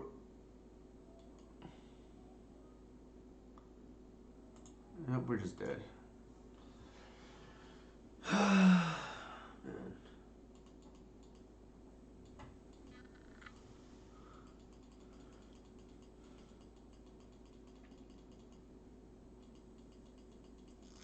Sure.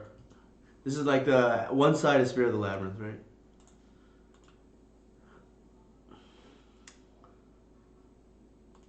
Like I don't think I can just mold to ley line, and maybe that means we have to play four ley lines. If this is like the kind of stuff we run into in leagues.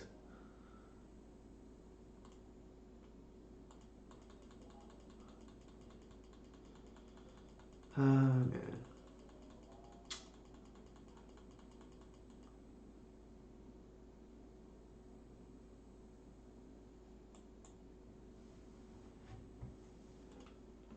Like our hand was reasonable. I felt we had a natural order. We had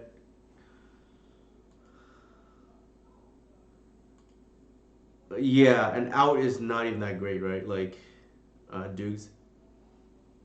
There's a chance their hand can just beat this, beat our Archon. Like we know they have Echoing Truth already, right? That's like main deck stuff going on. I try not to do that, Sadra, but then it's times like these where I'm tested.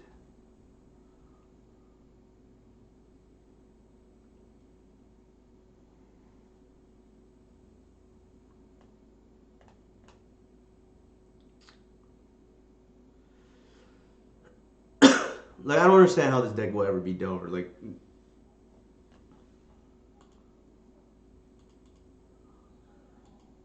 all right, now we're just try this deck.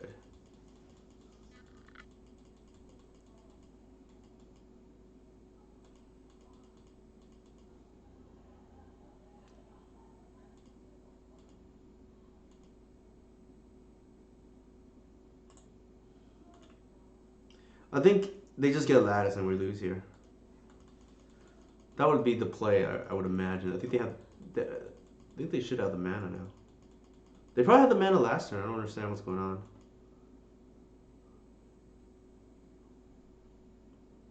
Like, why not cast Lattice here? All right, there it is.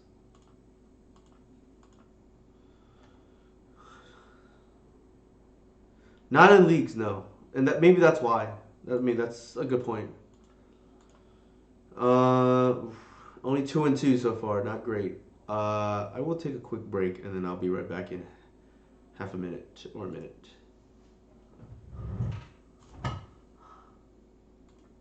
Oops, be right back. I gotta use the restroom.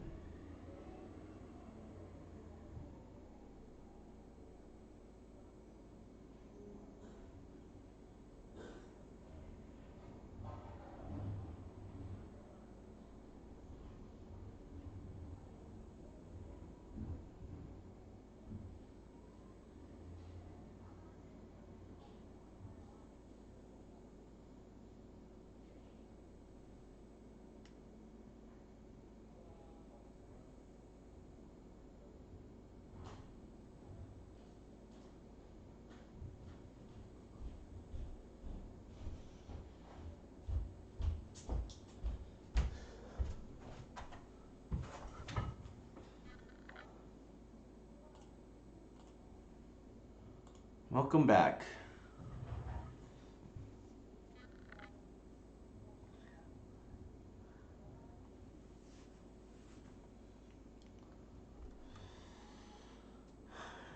No, I don't think the deck is bad, Fev.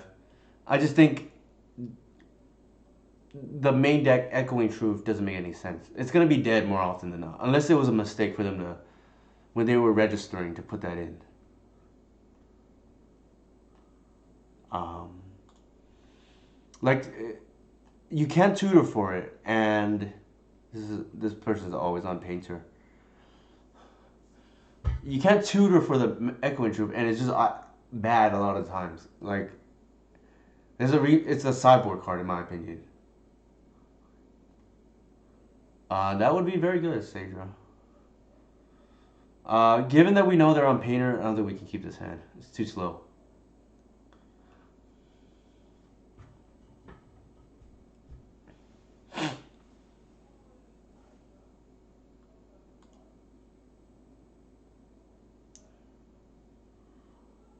This is better, but kind of speculative.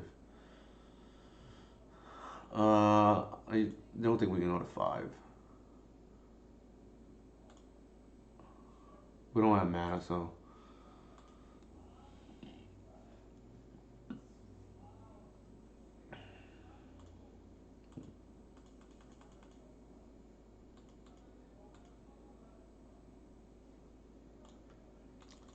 they do have Magus or Blood Moon, so play it safe. And I'm leading with the redundant elf here.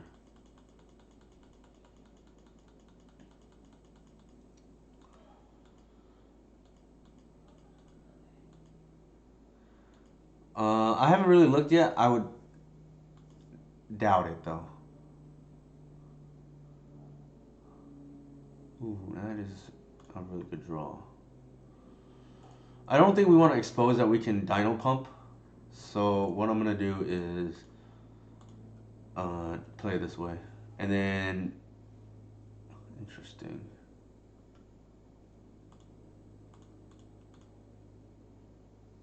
Actually, yeah.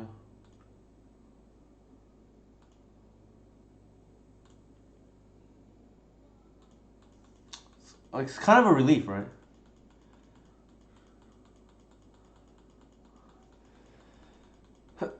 Because they can get our oof otherwise. Speaking of collector oof matchups,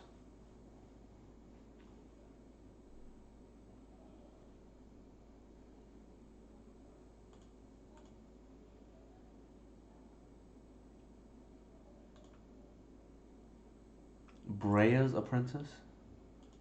Interesting. I don't even know what this does.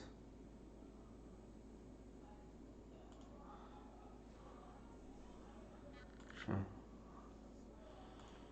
Every bolt that our dorks absorb means that it's one that the collector oof doesn't. So, kind of nice.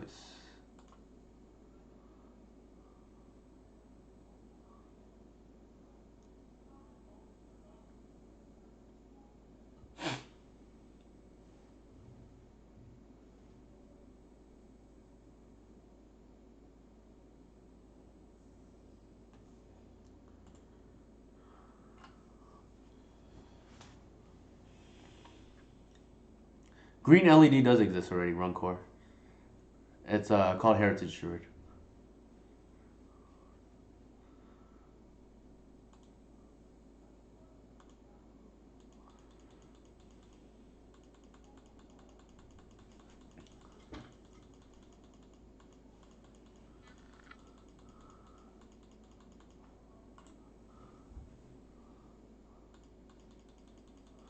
They're on the beatdown plan, I guess, now.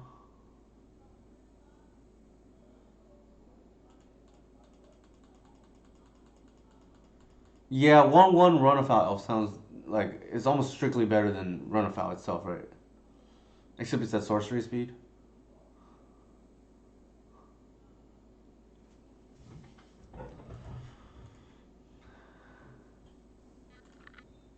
We don't actually care about Ensnaring Bridge. This is a card a lot of a lot of people would try to get against me and ends up not working the way they think it will.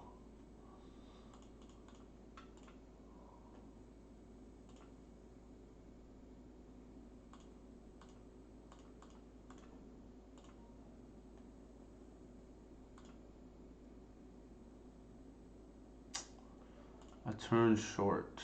Okay.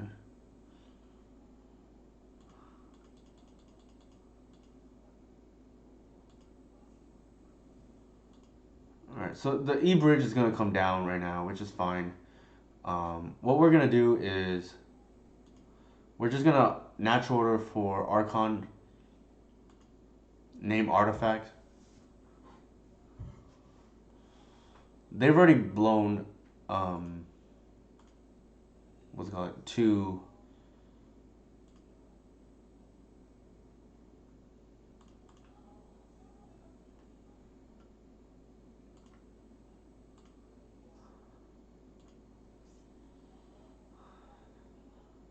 Gris is not the worst here either.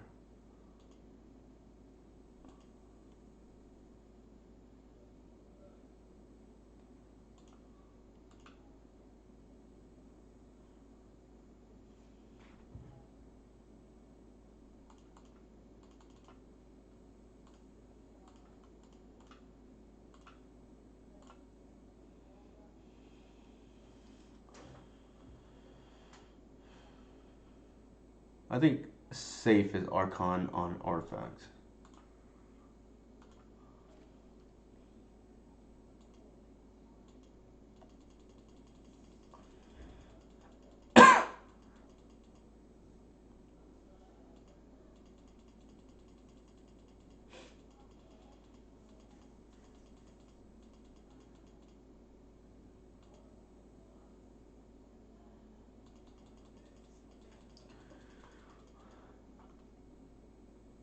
Wait, I could have blocked it.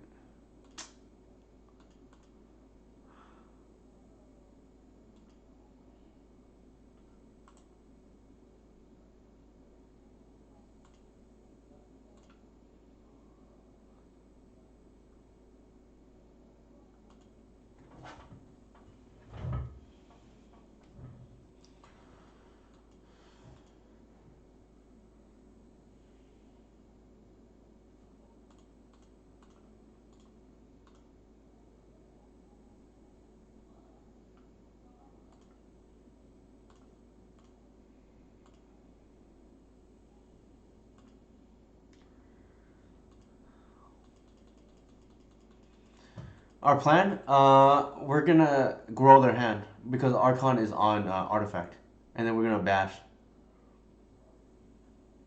That's what I mean, but that's what I mean by bridge doesn't really work the way they think it is. It's not gonna lock us out.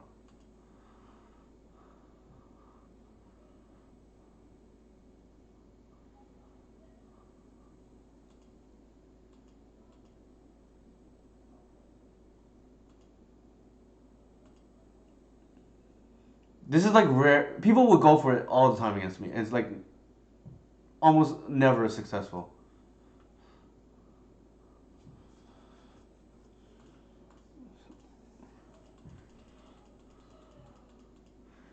Yeah, Dino Bash makes it even easier now. You don't even actually need it. It's just harder before without.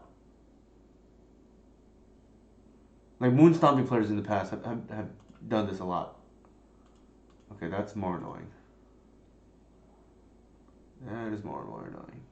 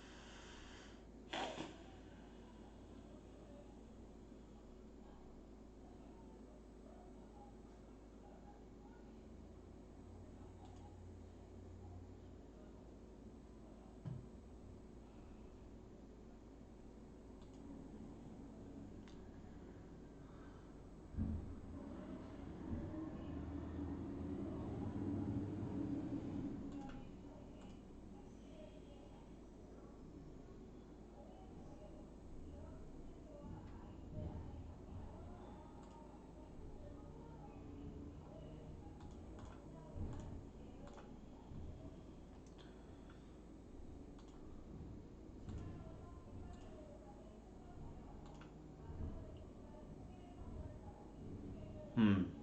I think we just play it and see what happens. Nope, did not get there.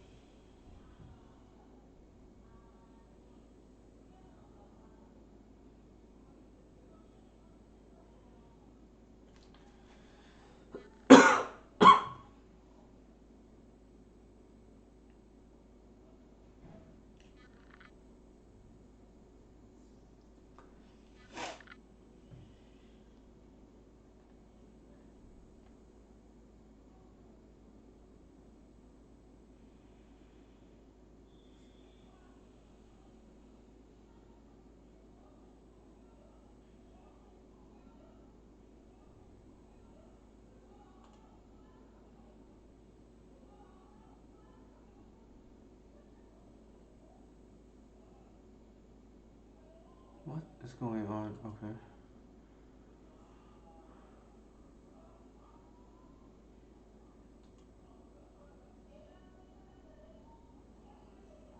Yeah, they can be. Uh,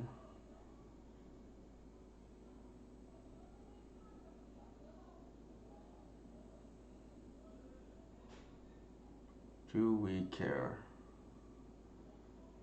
Is the question. Actually, I think they screwed up.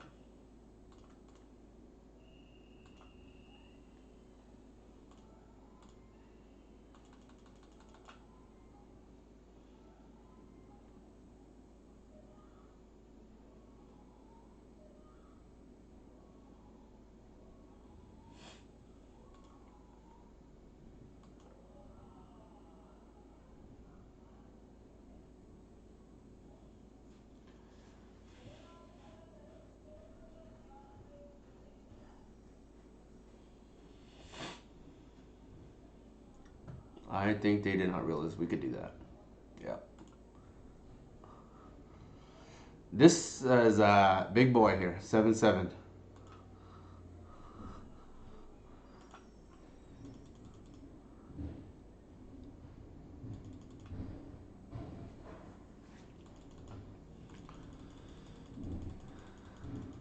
We have a bunch of cards to bring in against him. Makes sideboarding a little bit tricky, actually. Let me see how I normally board.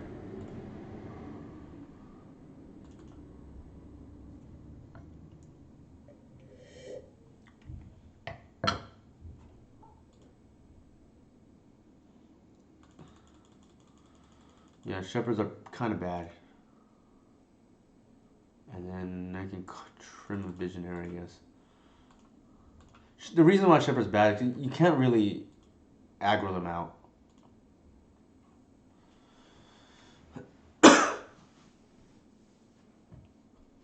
Right. So even without shepherd's kind of like shepherd in these non-blue matchups tends not to be great if you can't attack, and this is like one of those matchups. Yeah, I did. I just don't think we need it. Like, I like to play the deck on hard mode a lot. Like, I'm not really concerned about the scenario where they have an ensnaring bridge out. Like, I'm comfortable enough playing through an ensnaring bridge.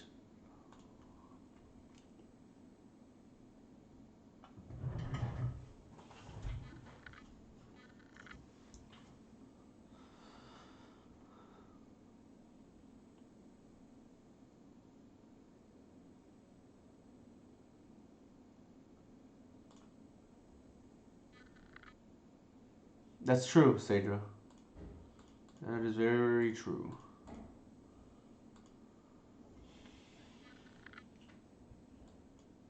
The turn one. I think they're on a combo hand. It seems very all in.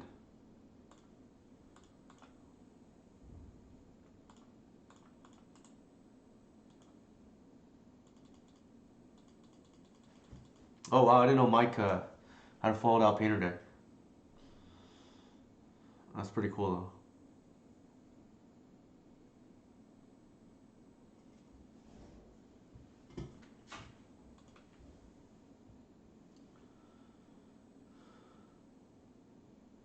Again, this card doesn't really do anything in my opinion.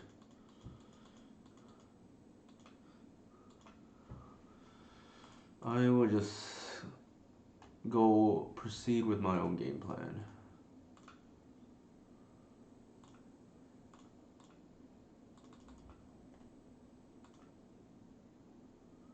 Hmm. I think if we do.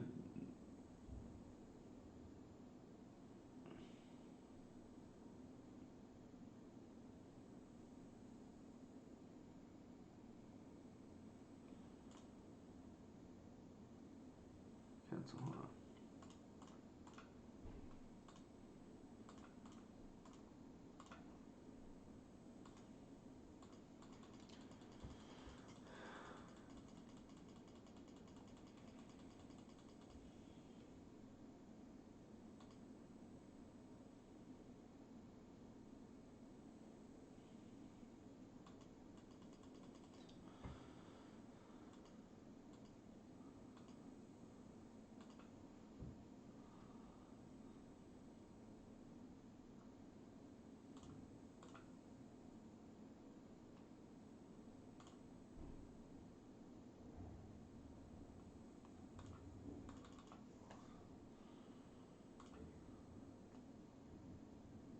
Hmm.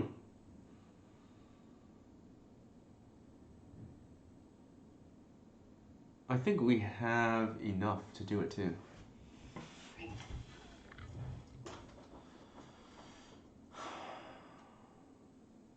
6 mana, 9 mana, +2. Yeah, I think that's enough.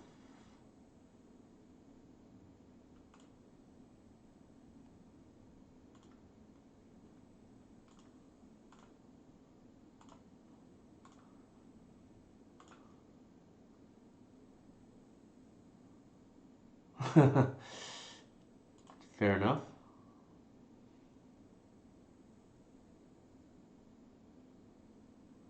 Why play Cradle first? Oh, in case they have removal? Yeah, Romario's right. Yeah, slight mistake by me.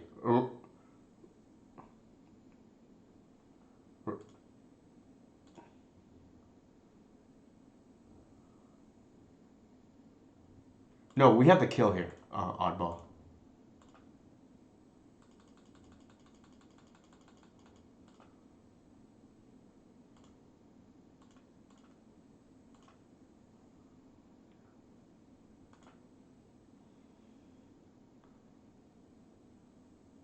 Why would I need a bog them here? Is it lethal?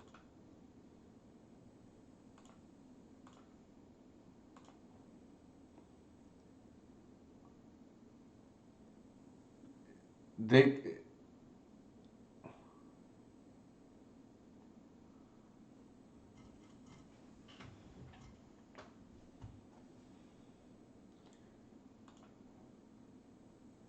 actually Romario's right.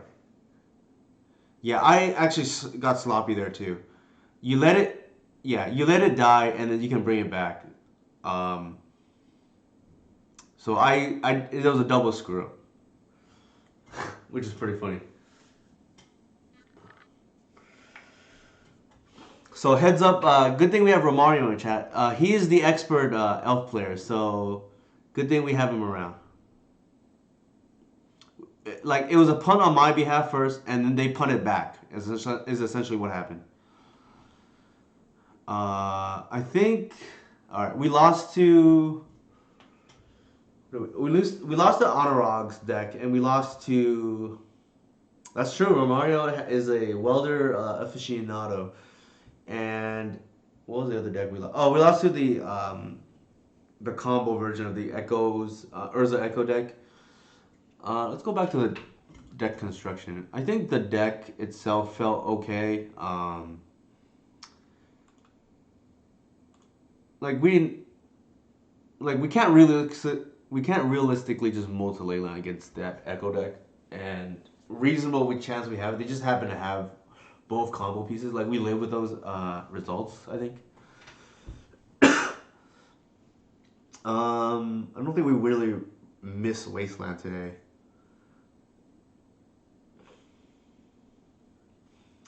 I was working. I did play off stream a cool list with white. For those who want to try, this is like why do I have 61? That's not right. I must have added something. Oh, it was a Gris. So this is what I played to a 4-1. You know, a couple days ago. The idea is you have a better Delver matchup because you have 4 Esper Sentinel. You lose black though, which is not free. Yeah, the thing is like it's. I feel like it's inconsistent though, right? Because they only have like 1 or 2 wasteland, and then they have what like 1 or 2 loams. So I mean, I feel like sometimes people think like they can find these needle in the haystack, like these blue players, and it's just not gonna happen that often, in my opinion. Zero crop, 1 crop. Sorry. True, it's not enough, but I think the card might be. It was pretty good. I think I can play this for fun right now. If people are interested. What it does is it gives you 16 threats that are must answers now, right? Like 4 Sentinel, 4 Reclaimer, 4 Wirewood, 4 Shepherd. You're just overloading the removal. The idea is, but the problem is this card is kind of bad when you're on the draw. It's like excellent when you're on the play though. And it's better than Ragavan for multiple reasons. Number one, white is a better splash color than red. Two, Ragavan's bad in multiples. Three, this doesn't need to attack to have an impact, and it's better against the non-blue decks, where Ragavan is just god awful against non-blue. So this is what I brewed up the other day. I went 4-1. I forgot what the loss was to, but it is noticeably worse against control because, and this is like random nonsense because you don't have C's.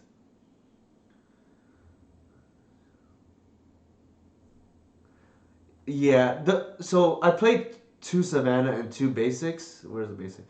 There's an argument to be made that it should be 3-1 because you kind of want this to be online consistently, or swap one of the basics for a Bayou and open yourself up to Gris and C's in the sideboard.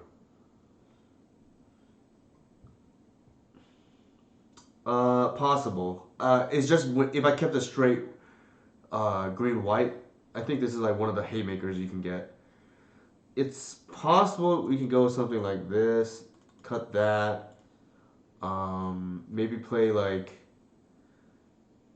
I don't know, not that, and then have like three C's or something.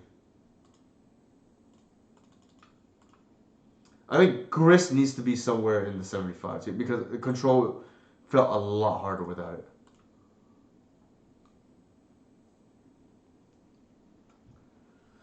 Let me see.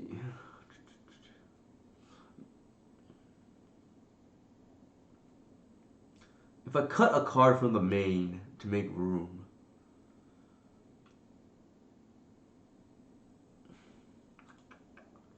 maybe one. I don't know. Yeah, Gris is too good. I definitely noticed that in the one. I played this only one league. I definitely did miss the Gris. Uh, I think, man, if we do this, I think we have to play a Bayou too. Where's the Bayou?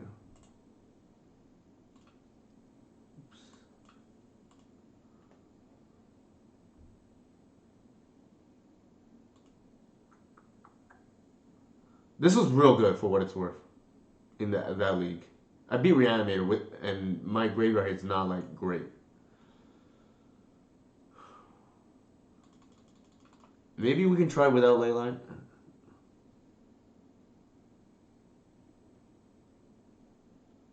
No, I'm not cutting this card. It's just too good, in my opinion. I can see this. I just like roll with it.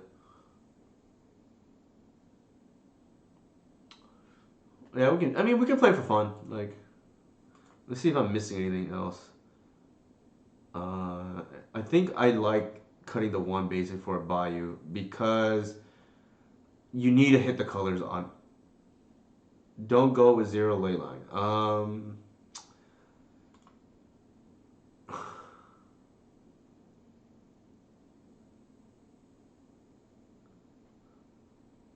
Possibly Sager, possibly. I would have to go through the list.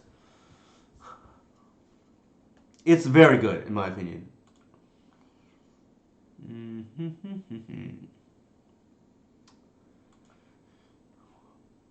I probably will regret no ley line, but I think it's worth trying. Let me see. We have 7 cards here. We're gonna board out at least 6. I can see. Okay, going down one endurance, one of these, and then play 2 ley line. So that's probably more reasonable. Because I don't think we're boarding anything else out against Delver. We have exactly the right number of cards to bring in. So we can play for fun.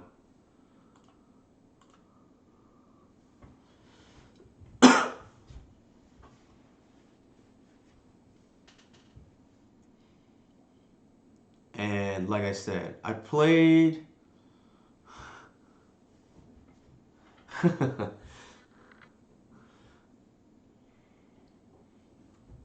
I mean, whoever said that, whoever Sensei's Divining Top is, smart person, I guess. All right, we're playing against the. Ugh. This is like a mole already, right?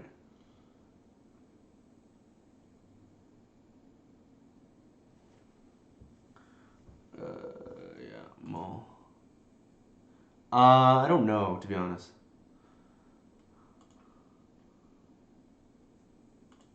Playing against Gregory Hash. They're the upheaval person that was linked.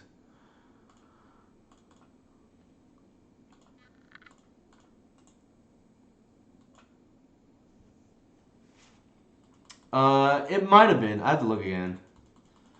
Like two glimpses is pretty bad in my opinion.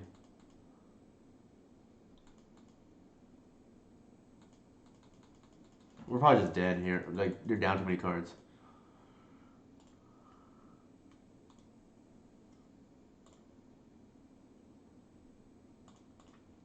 That's true.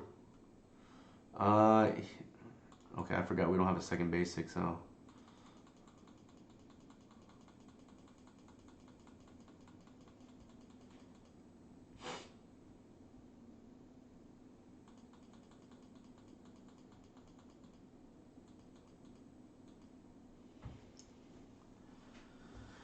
I know I let you down.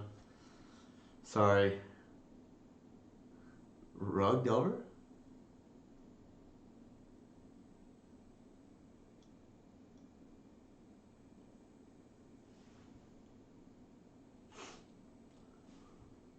Oh my god.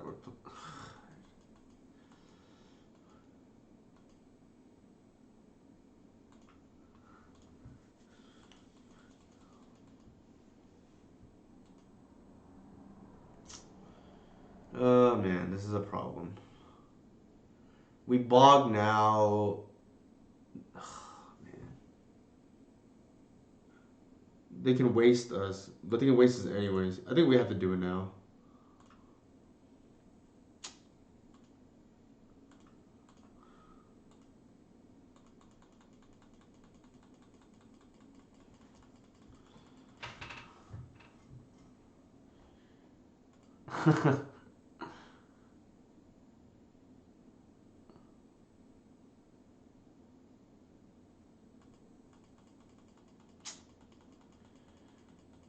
I don't like being the guinea pig for other people's brews. Then again, I'm one to say, like, we have our own brew here.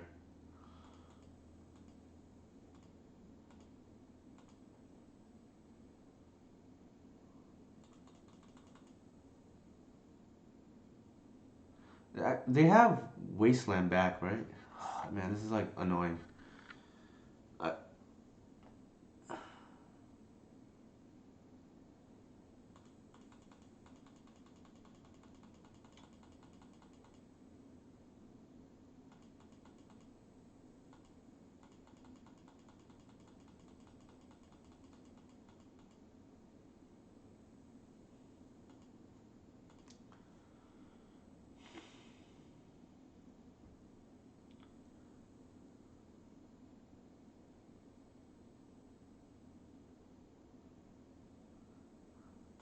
I don't think we're winning this game. Like, it's just so awkward for us. Like, with the loam in the Wasteland early.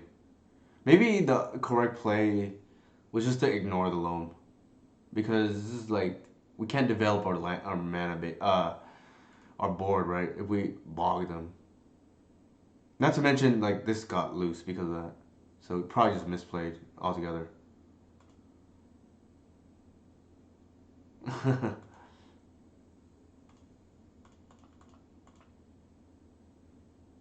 I mean, we're probably gonna lose this game one already for what it's worth.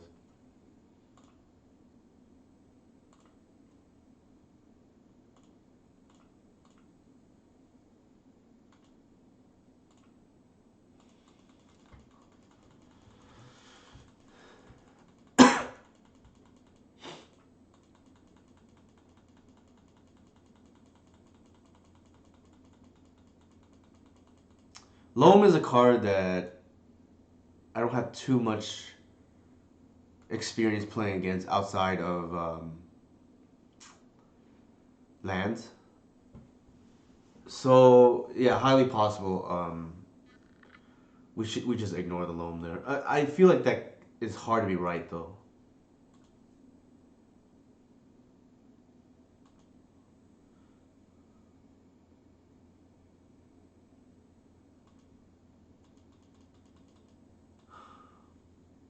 No, it's not.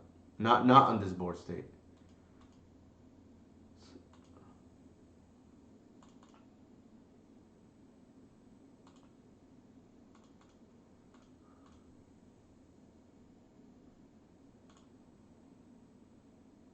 I'm gonna run this out, see what they do.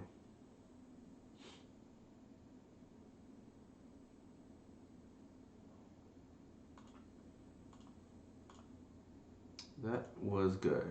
We got that out of the way. Uh, I think we have to hold Reclaimer up because we know they have the Wasteland. Unless they put it away and we didn't realize it.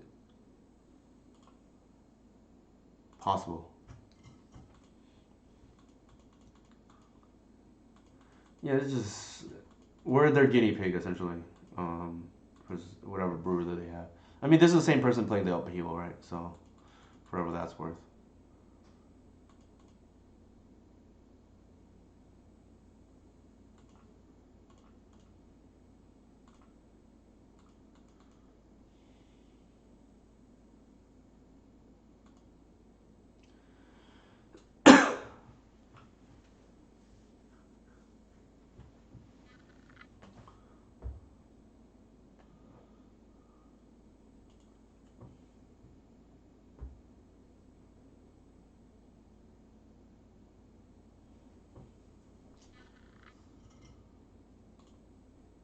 Nice. That's what I was hoping would happen.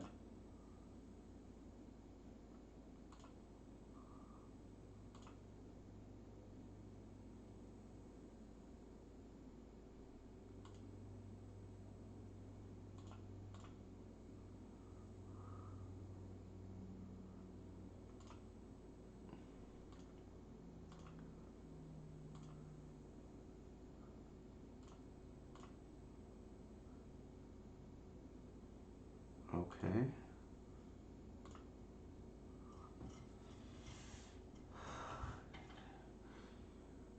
We do have Grist in the 75. It's in the sideboard, I believe.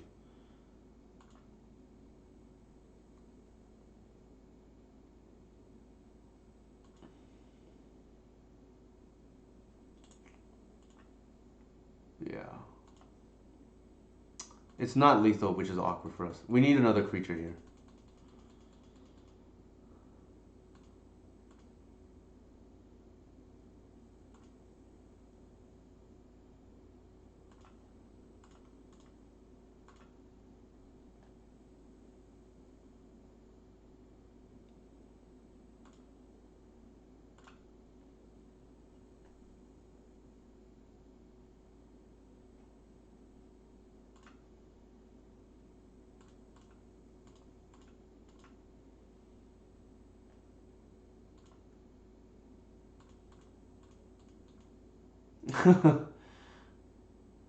Ugh, alright. Jesus. Just this. Alright, now we're dead. We don't want to reveal this.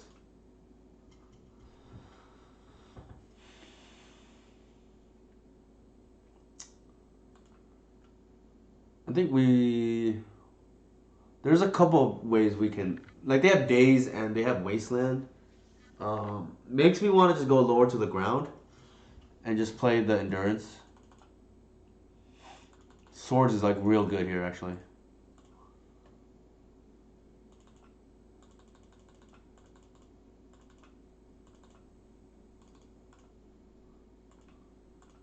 Like, I think this is good.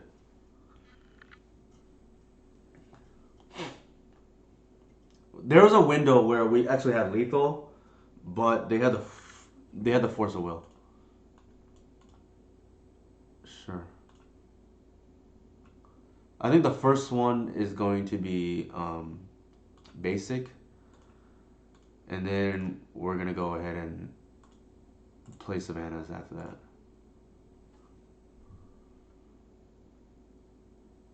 Visionary is good here. How much do you think the mana is? What do you mean by that?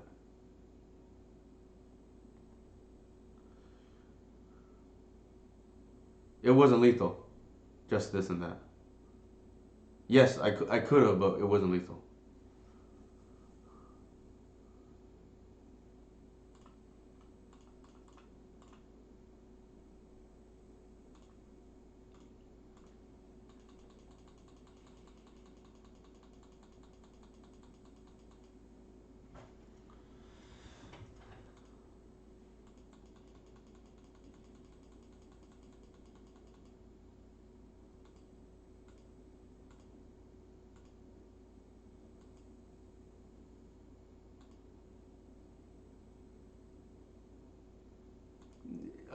Yeah, a little bit.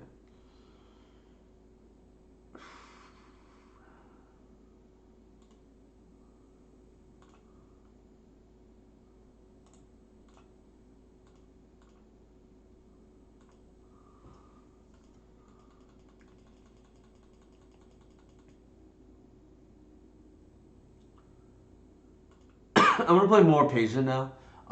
We threw the one possible game against the 4C control deck by firing off the glimpse when we didn't have a second creature. Not gonna make that mistake this time.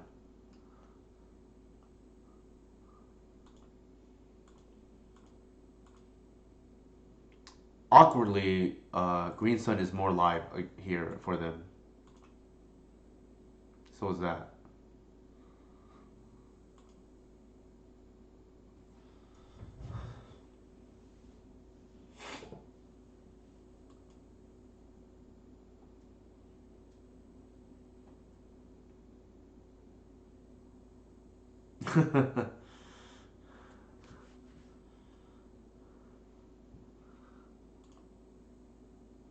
Sure.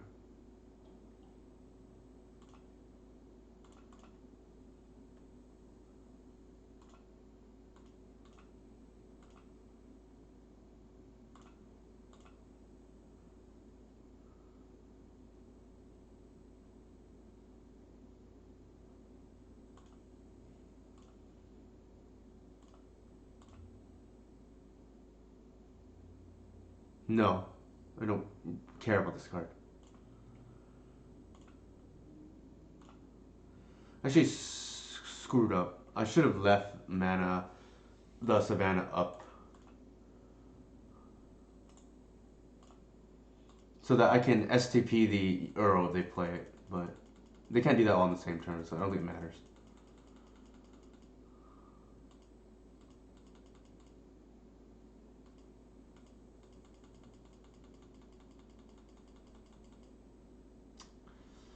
Ugh, more good hits.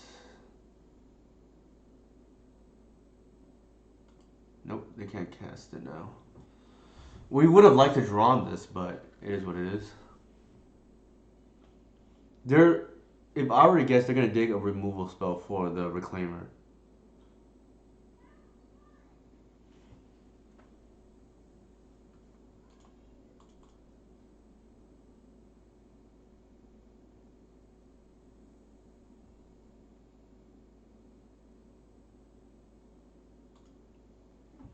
Oh, they didn't want to get Alpha Strike. I keep forgetting that's like a thing, which is funny.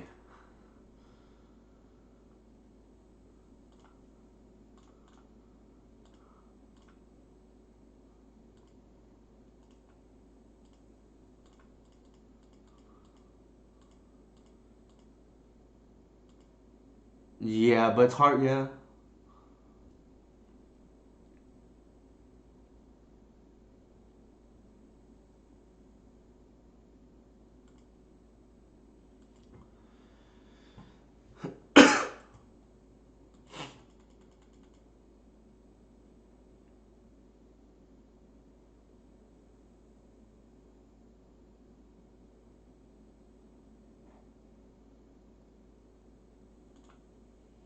Hmm.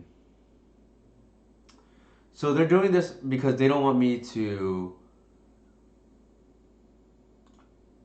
that's fine. Hit the Earl on the stack. I can bog them the following turn. And I don't want to reveal that I have another Cradle in my hand, so I'm just gonna get another Cradle.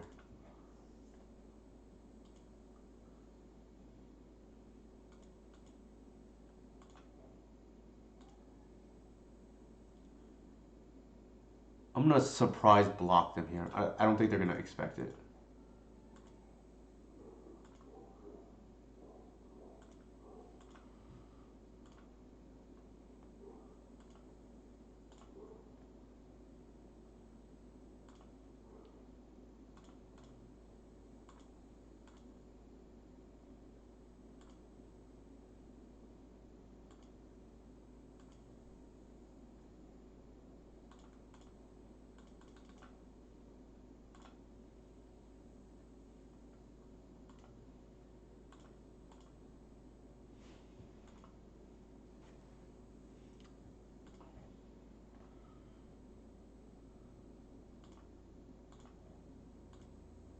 No, for sure, Asadra. I know what you mean.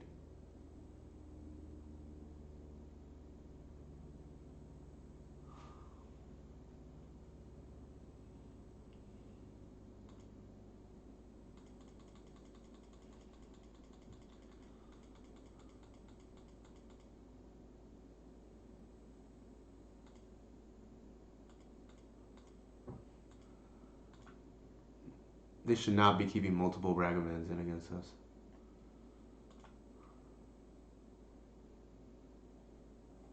I think we want to just leave it alone. We're gonna start thinning here.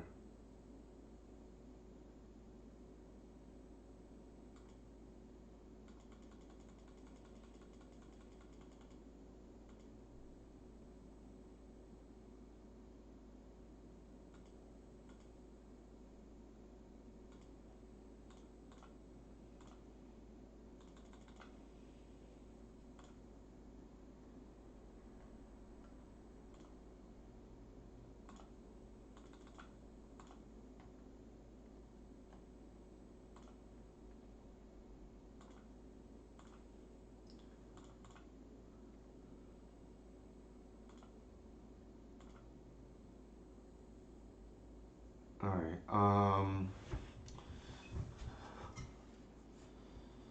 Let's see.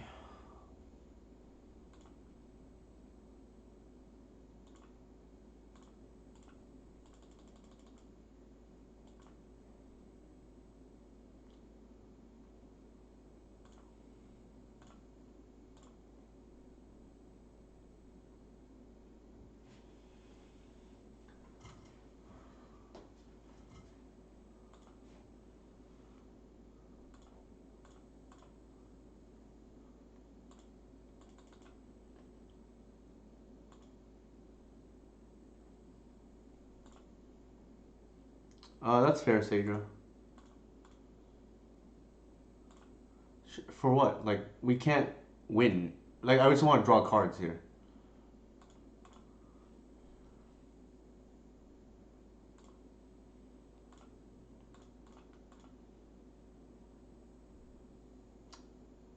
There is an argument to be made here. We just get the Gris.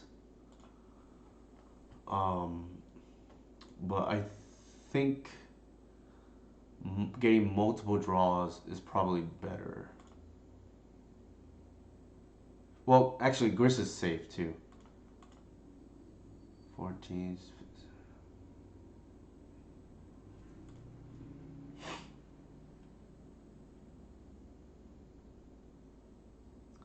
Gris is safe, so I can go with that.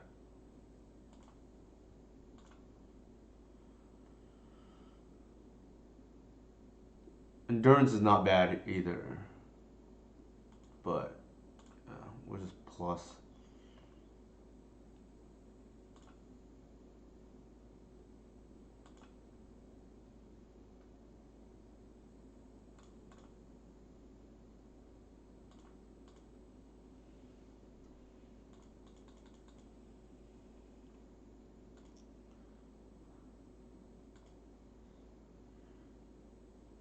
I don't think that's worth it. We have a grist to deal with the Uro.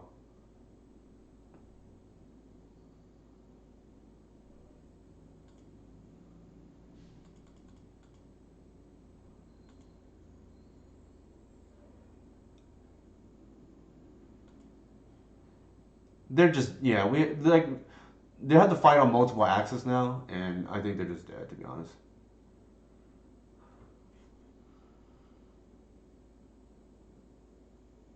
Sure.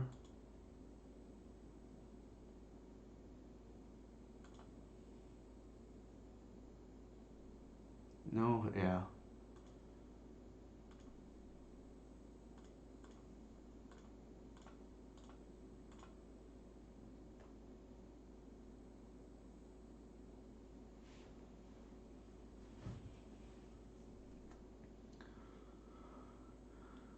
Wouldn't it be better to just endurance them instead of looping the bog? Yeah, I would agree with that. It's less mana intensive.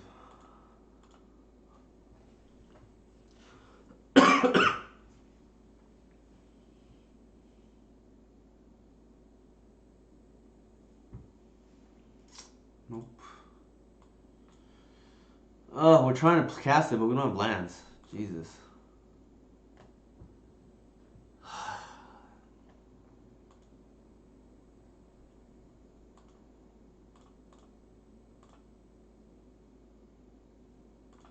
Horrible.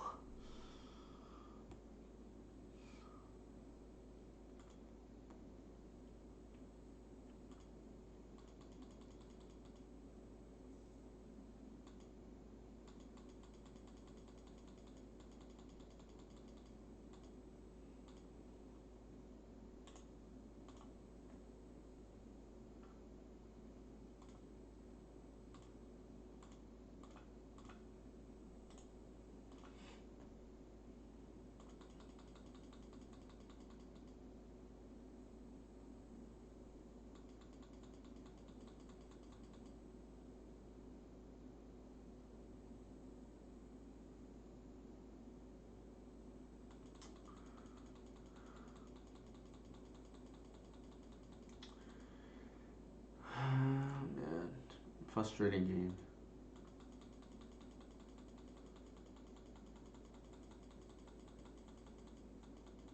I don't think any of those hands were keepable. Sadly,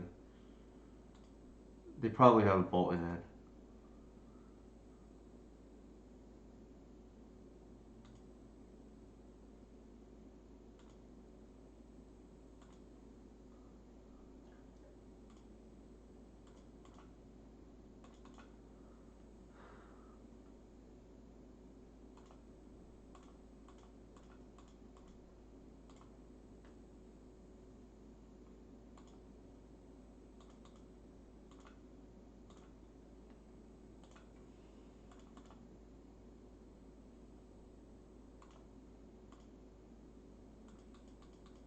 I think we're supposed to do it on their turn.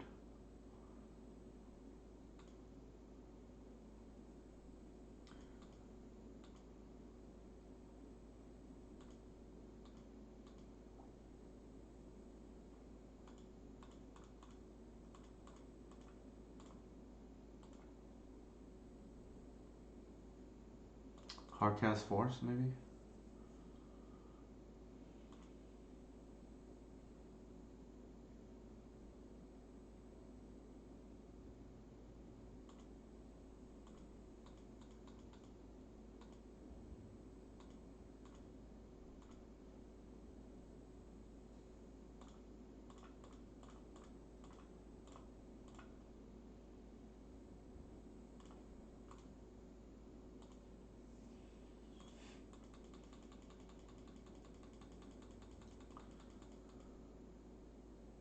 It's a lot of graveyard dependency here.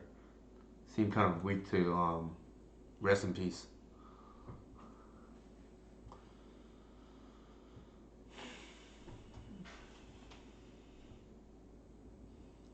It's kind of bad.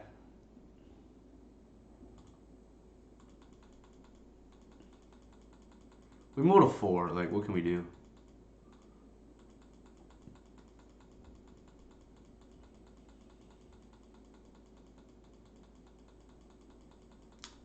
They're helping us though by leaving this card in.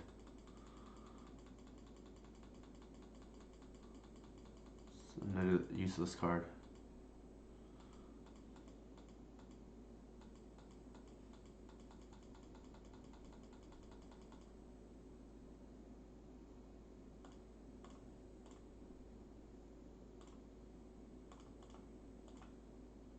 Oh, I should not have played this. That was a mistake. I did it too fast.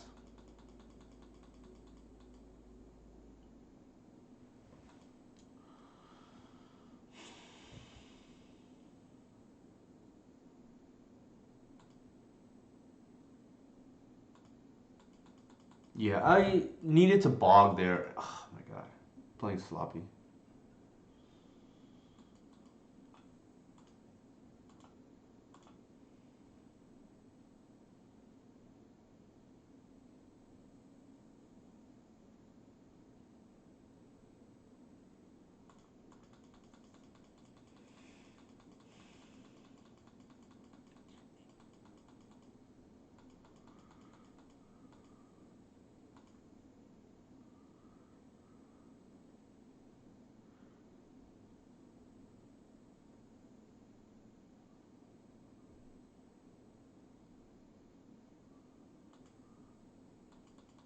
We gave the shepherd for no reason.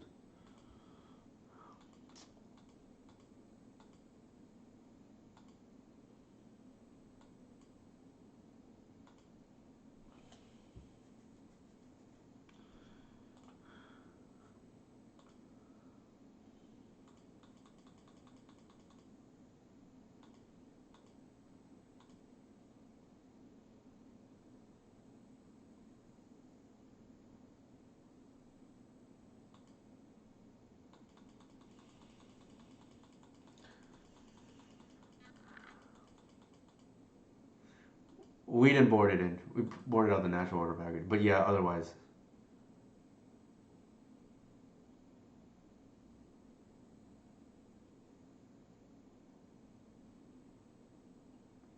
Shoot. Alright, that's game.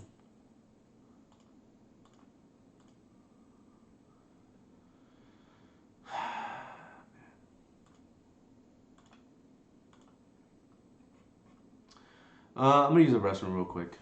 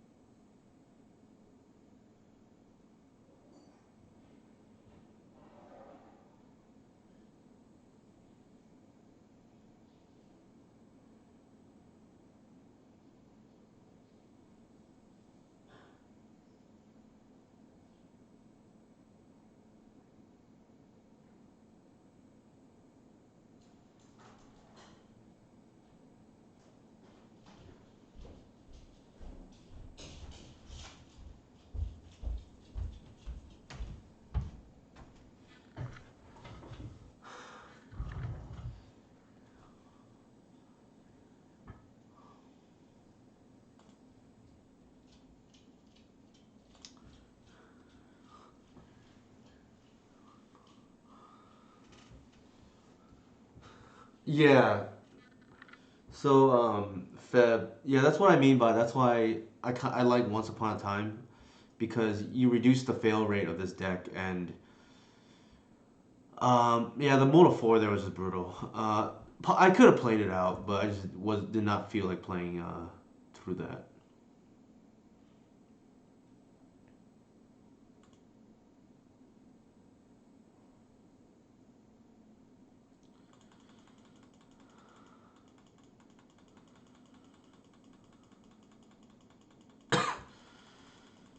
I also threw away the Shepherd for no reason though.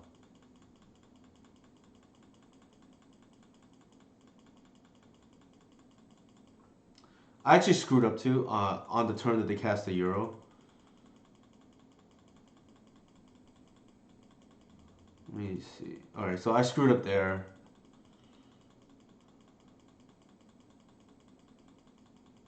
and what?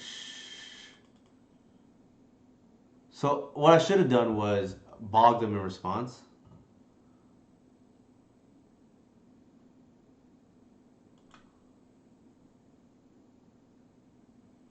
We're technically still kind of in the game, but I mentally checked out there.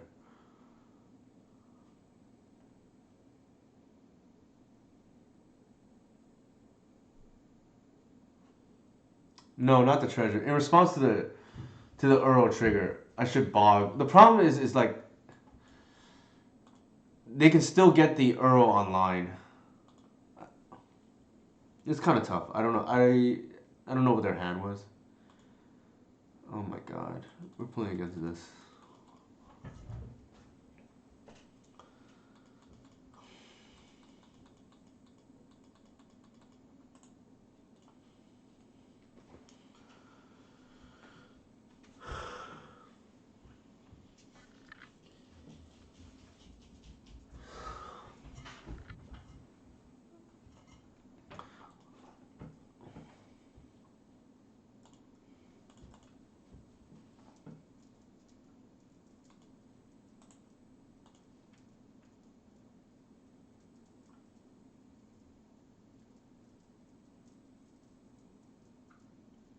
Probably this.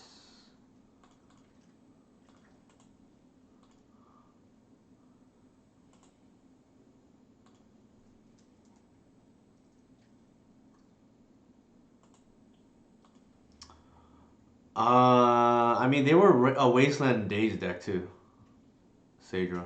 But you have a point.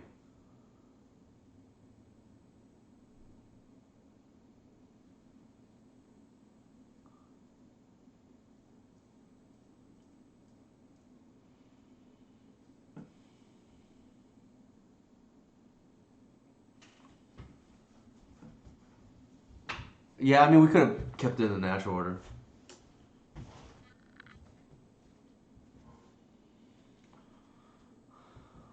I got played against those kind of decks before. I don't know why they have. I don't know.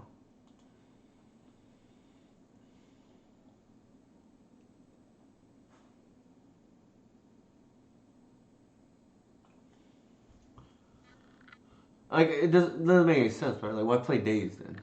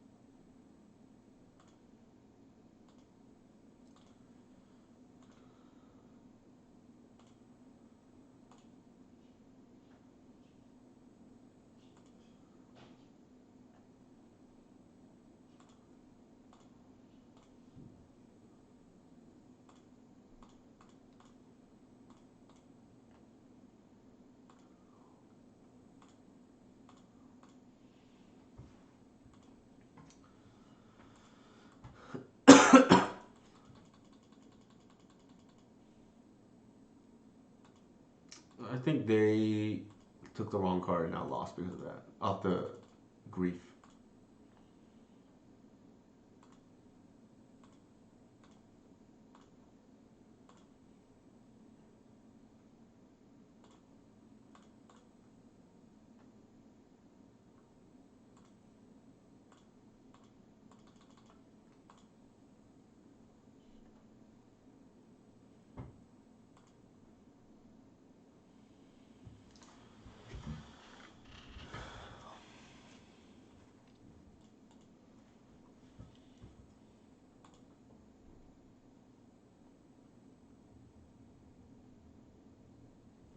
What did we see? We saw loyal retainers, so they're on some kind of graveyard, something.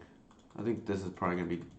I'm gonna board in everything but Gris. Actually, the Gris is probably worth it too. Um, I'm just gonna board as if they're reanimator.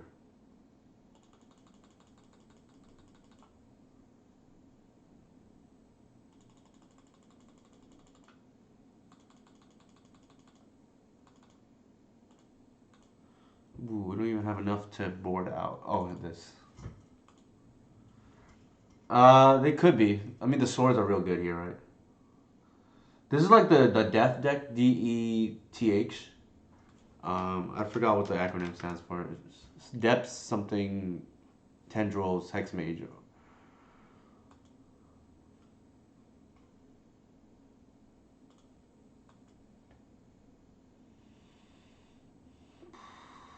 What do I not want here?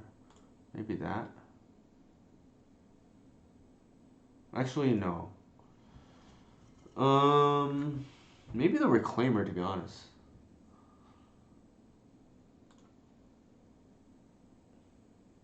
Everything else is like very strong.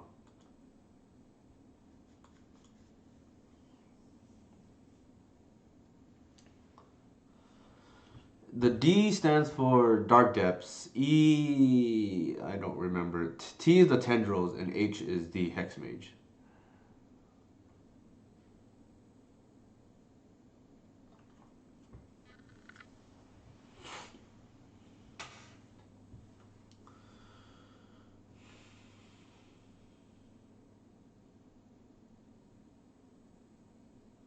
Yeah, I apologize. The last game might have been playable, given our opponent didn't seem to recognize that they should be boarding out.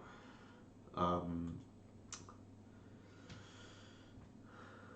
Entomb probably is the right one. Ragavan, but it's tough for me to play through that when I'm Moto 4 and then what's it called? I had a mental slip up too with getting the Earl online. By that point, it was over.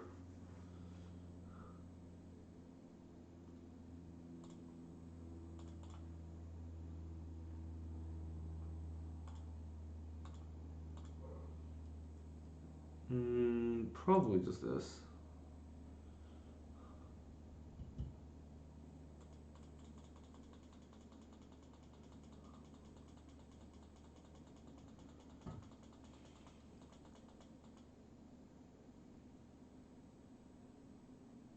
Yikes! They have the Hex Mage combo. Yep.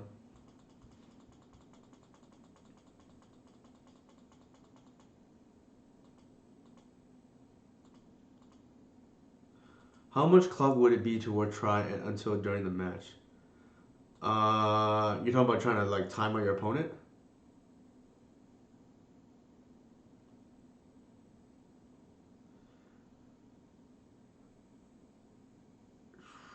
We're just at here.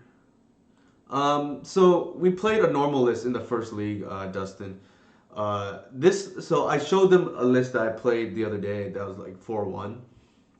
It splashes white for it played. It was just green white actually. I just add the black back, but for Esper Sentinel because I think this card might be pretty underplayed. Um, that said, though, I don't know if our list is the list for it. It was like okay when I played in the one league. I went 4-1. Oh, sure. How much clock? I don't know. It depends on the person. For me, maybe a good walk, like 10 minutes or whatever, is probably fine.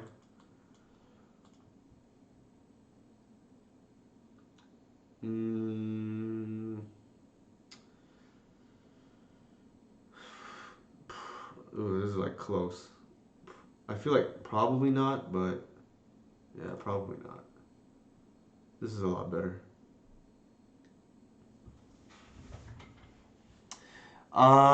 It's like very high variance. Like, so they have hands that don't do anything, and uh, or sometimes our hand just lines up against their hand. Like I wouldn't say it's hard because they have a fail rate. Yeah, this is a good matchup to be on STP for sure. Probably this can go.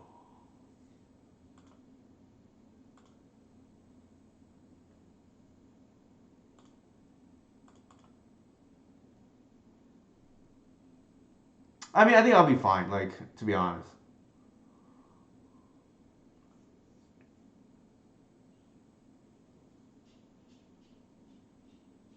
Part of me wants to actually trim the shepherd count down to three, but I know I'm just gonna get a lot of pushback on that. So also, like, I'm not sure if there's not cards that are worse than that right now before trimming that.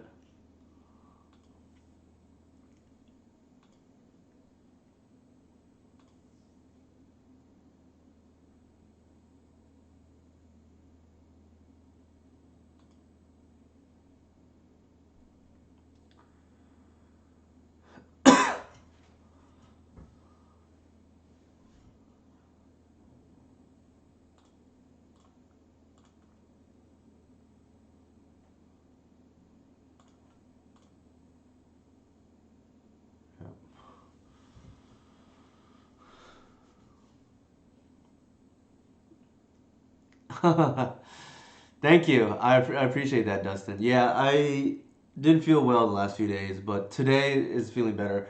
You can probably tell by my voice, I'm still a little bit under the weather, but didn't have the headaches that I had today, that I had the last few days, I should say.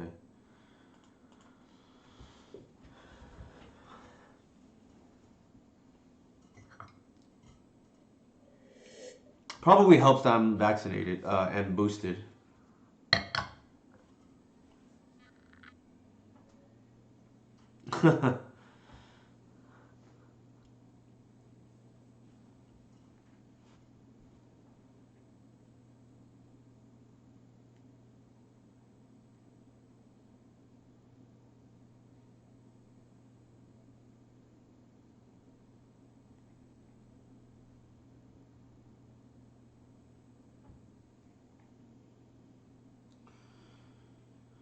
If Romario is still online, I'm gonna answer his question right now that he asked me earlier. No, even with carpet, I don't think leaving crater hoof makes sense.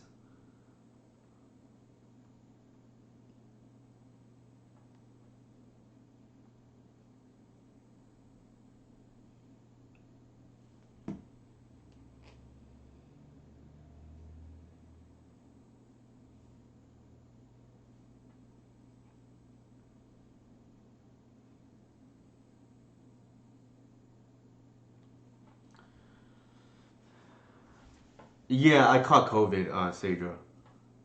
I posted that on my Twitter, but I didn't mention anything about that on Discord because I figured, um, excuse me, I figured I try to post mostly just elf or magic related content.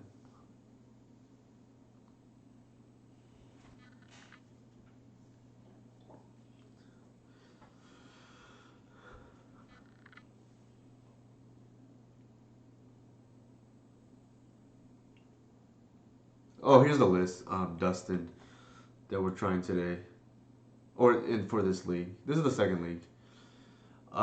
It's essentially a white green white list with Esper Sentinel instead of the Heritage Druids.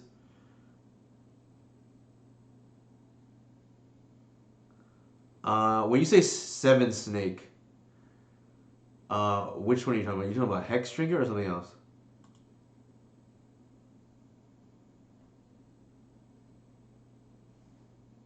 Oh, we're on this playing this combo build.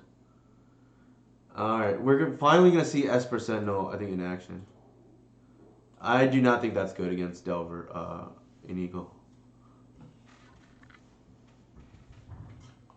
Like they do have Submerge, right?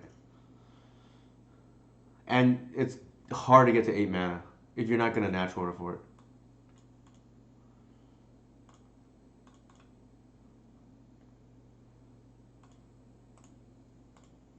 On the play, this thing feels like cheating, by the way.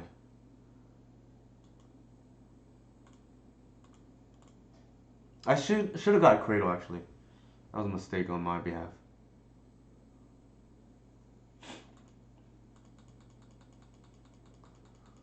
All right, they're up. They know what kind of shenanigans we're up to now.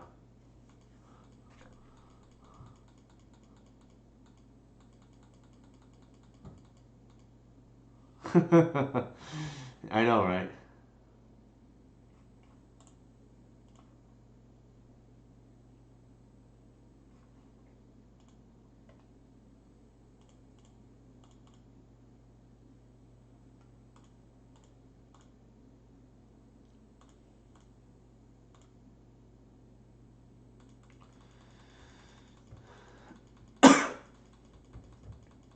Yeah, this card is obscene on the play, as you just saw.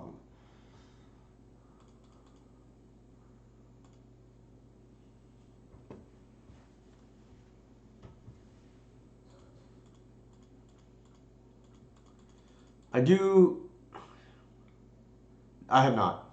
I only play one league with it. To be fair, too. Actually, yeah, I very much regret not taking the cradle now. That was a mistake. I just like autopilot.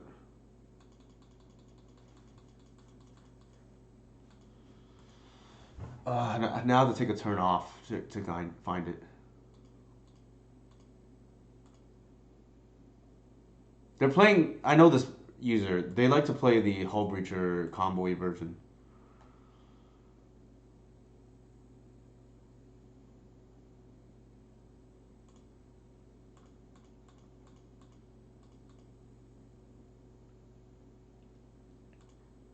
We might have thrown because of that.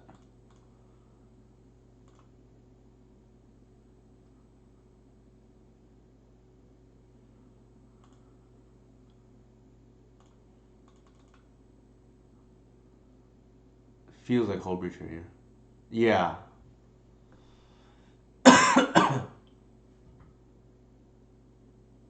Huh. Interesting.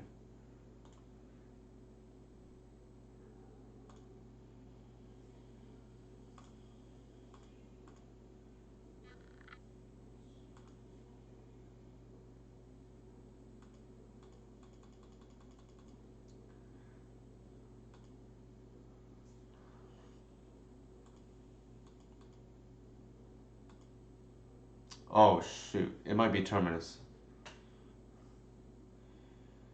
Oh my god. Shoot.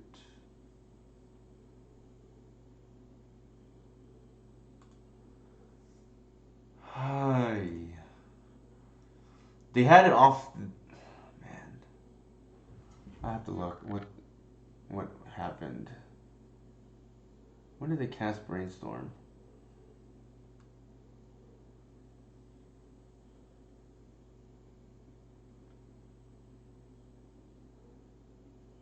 They set it up 2 turns ago. Jesus Christ.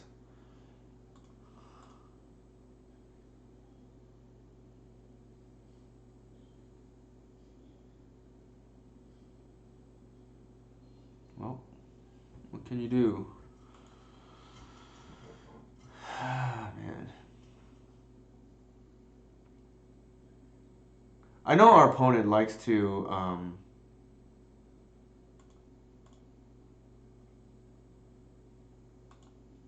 change metagame pretty hard too. Like if they run into a lot of creature decks, they'll like change decks and things like that. So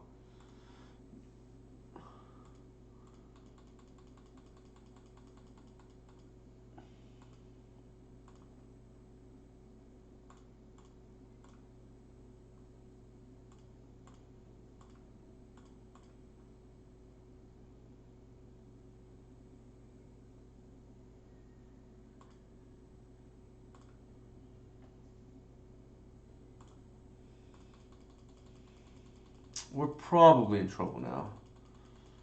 I was not expecting the Terminus there.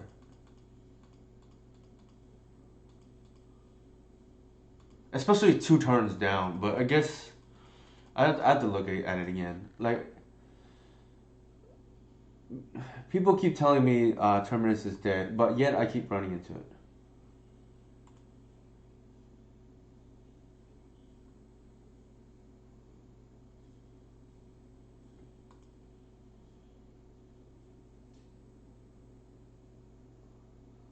Symbiote.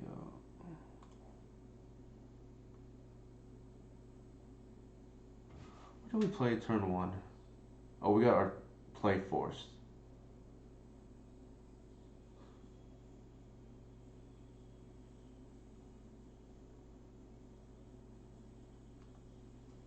Huh.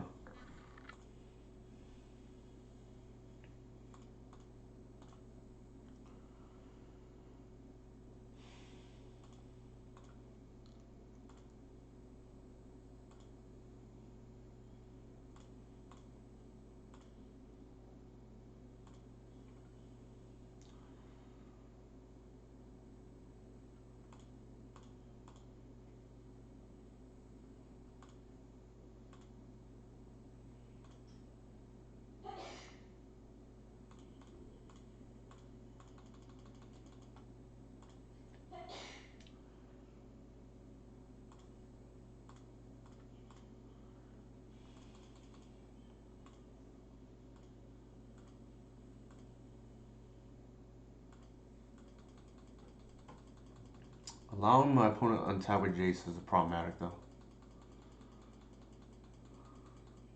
Oh my god.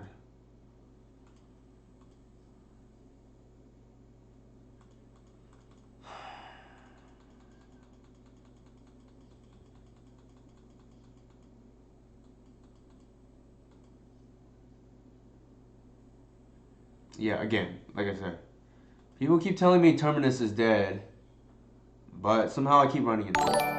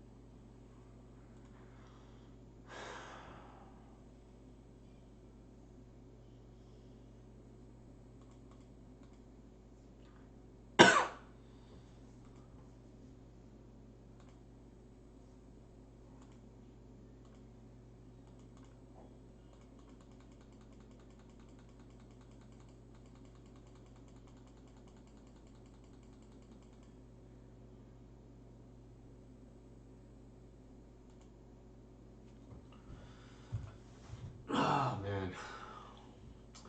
The problem is when you don't expect Terminus in the metagame and they have it, it's far more debilitating because like sometimes you can't afford to play around a card that some people will play when it's not common.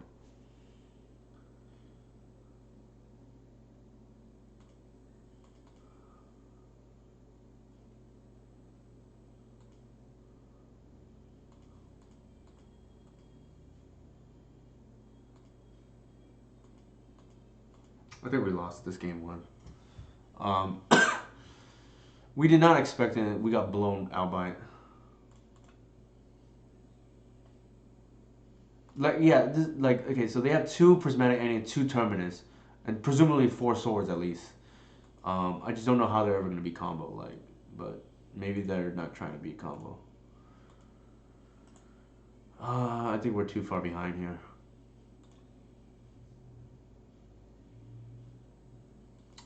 I don't know, Inigo. I hear different things. People tell me it's unplayable, but yet every time it's played against me, it looks pretty good.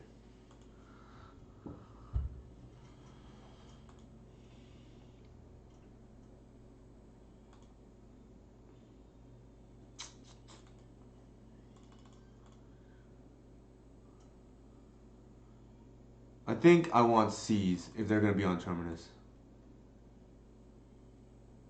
Probably. Probably. Alright, how do I want to approach this?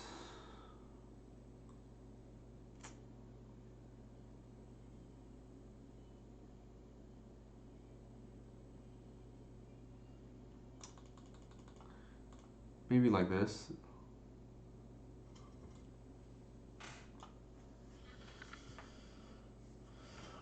I thought they were on the Hull Breacher deck, but maybe they just ran into a string of like they tend to have like this band shell that they run a lot, and then they like change. I mean they told me firsthand they will change cards based on what they see. So for instance, I queued into this opponent one time, twice, and then one match they like just instant conceded to me because I guess they knew who I was. And then the very next match I got queued into it again, and suddenly they had like 4 tournaments. So oh, I should have boarded Ingress. That was a mistake.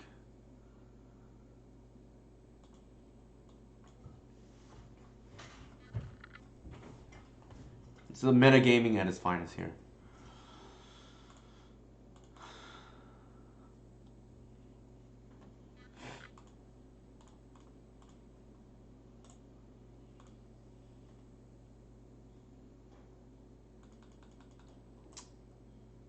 I should have boarded Ingress though. That was a mistake.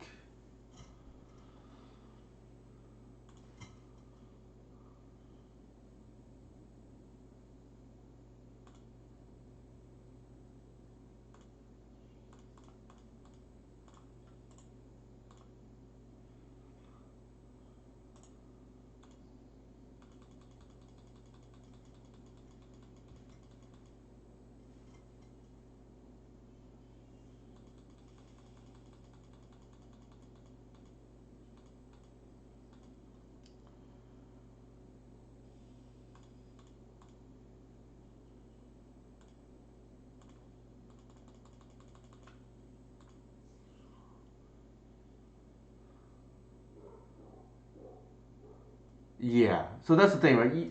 You get the instant gratification, but then it's gonna be like bad for testing purposes.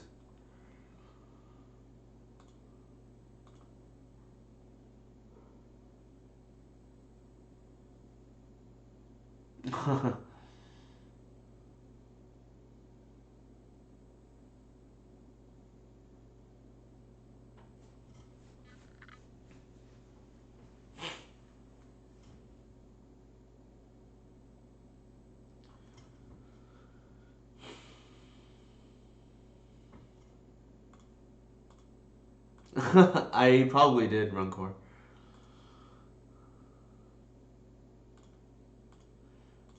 I'm playing around sorcery speed removal here, but by playing the foothills, probably swords.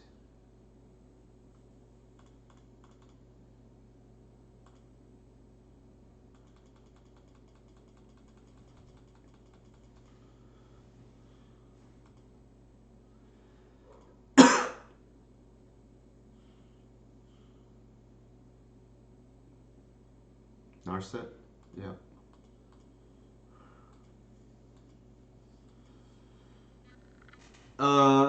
Yeah, it's not particularly great.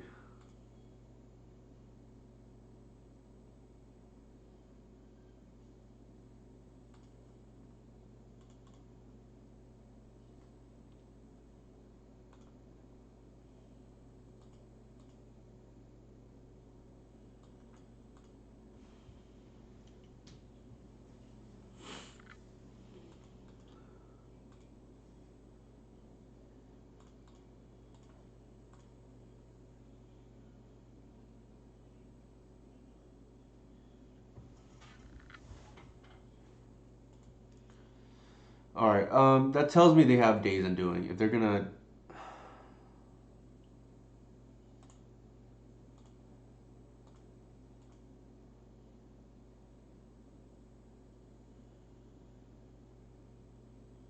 force that.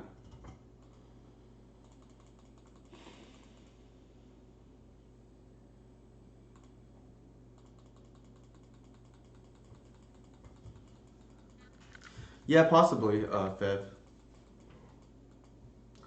We're gonna get mind twisted here, yep. Ah, brutal. Brutal.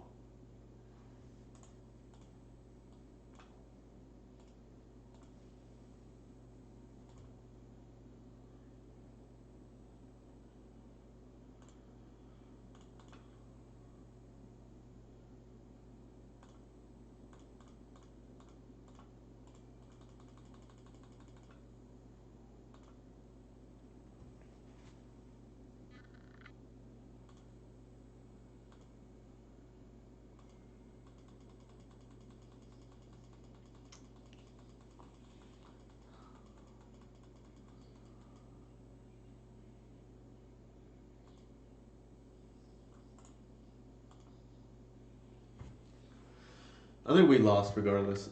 Um,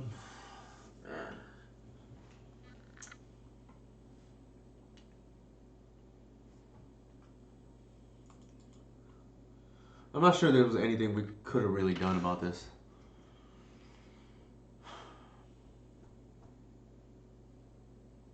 3, 4, 5.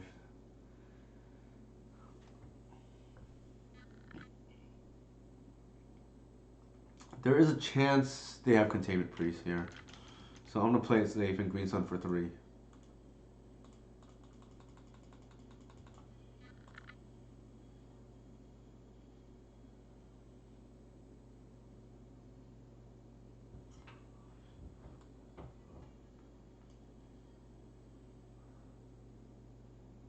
Shoot, I didn't bring in the Gris.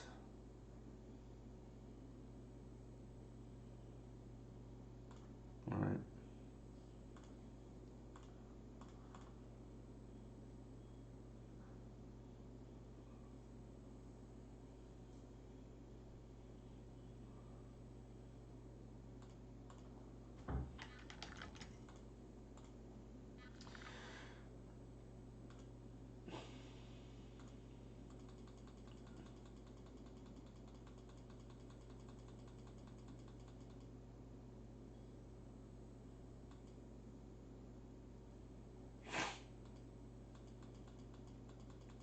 Probably Terminus.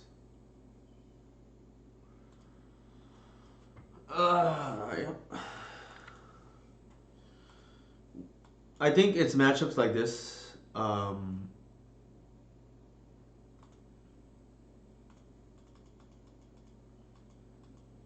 Yeah, exactly. In case they have priests. I think it's matchups like this. We definitely want 4 seeds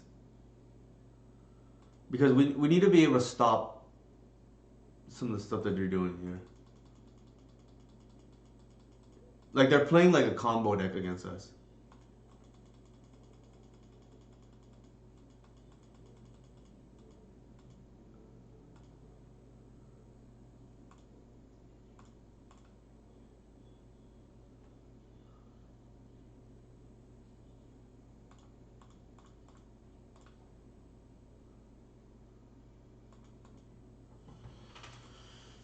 This deck is also very heavily metagamed. Like with the Narsets and the ugh, alright. The Hull Breachers. We're probably just straight up dead from here. Like I can see our out being maybe just natural for Progenitors.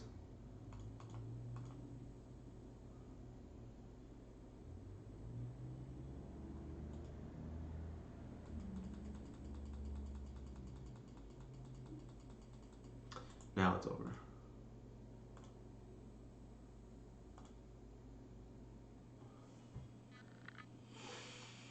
Hmm. Yep.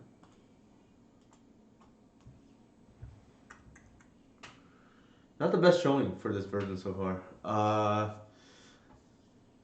I think the thing is like I get the appeal of Force of Will because I kind of feel the same way about Thoughtseize. Like if you don't have it, you just leave yourself vulnerable to just random stuff, and that's kind of how I felt right now. Like we granted we had 3 copies, but kind of just want 4, so we don't get hosed, or at least it's much harder to get hosed.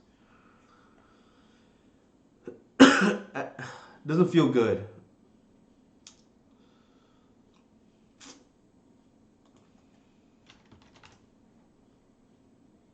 I think this is a mole.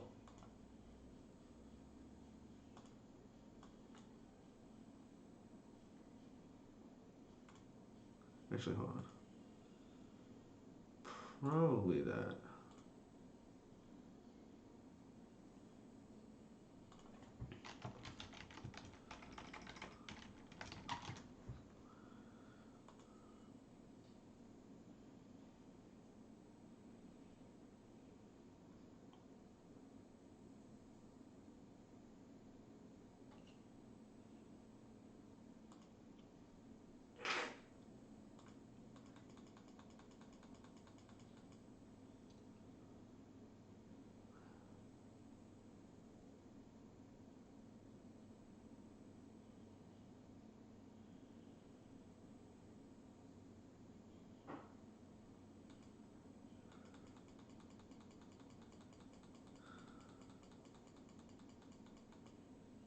This is the Painter deck I played just the other day, actually.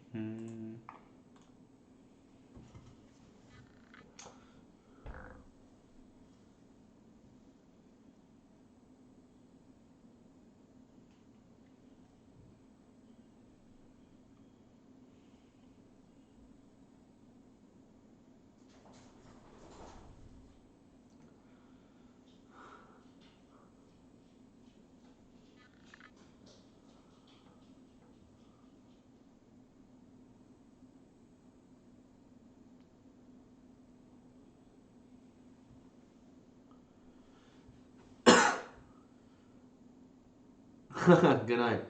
Take care.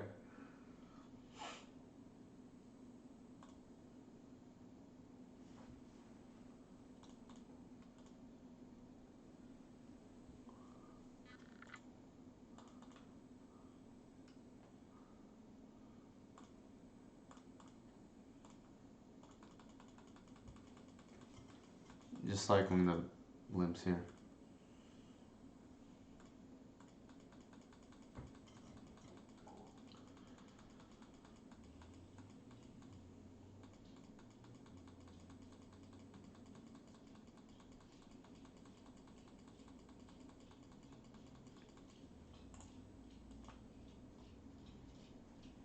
Hey, bud.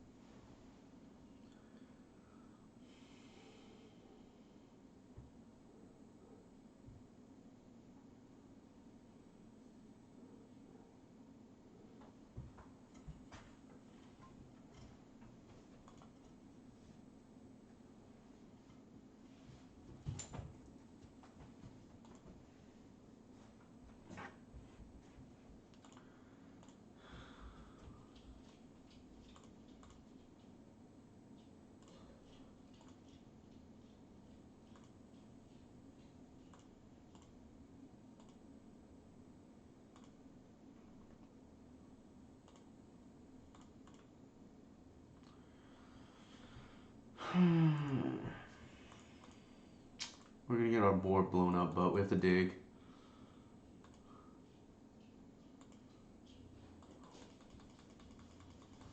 Finally have the collector oof, which is nice.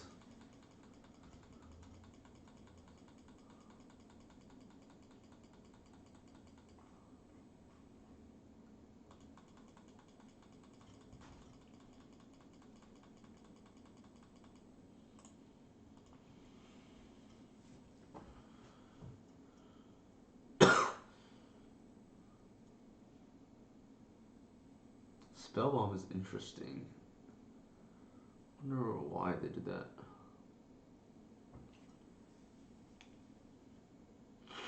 We're not too far away from hard casting Archon, which is nice. But first things first, we gotta get the oof on the board.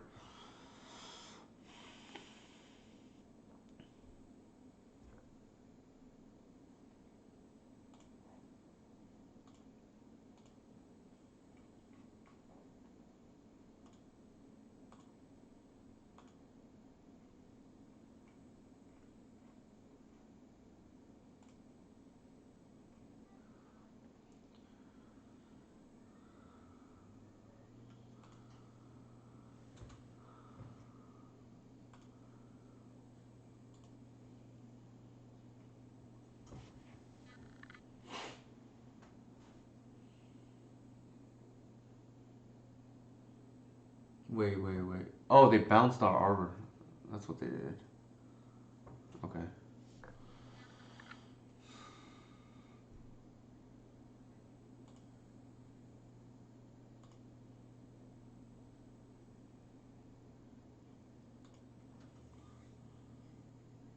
Hmm.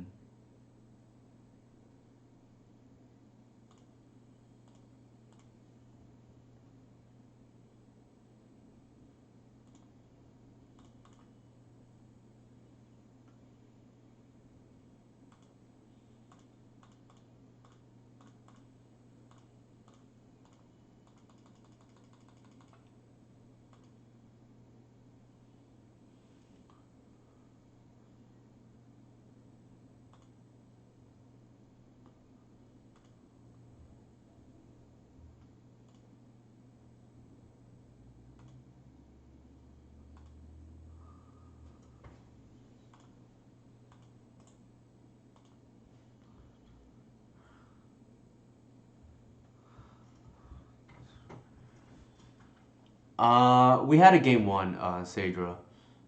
Against Delver.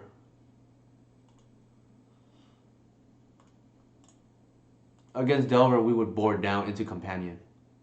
So cutting the natural order package.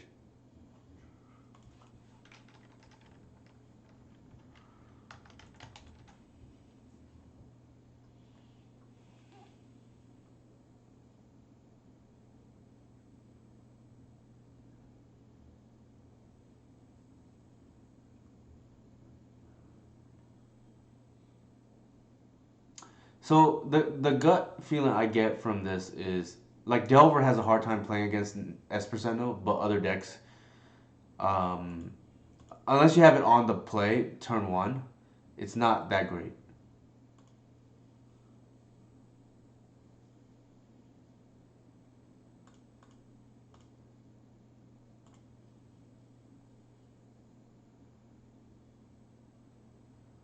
Uh, no, you don't reveal game one. I think the play here is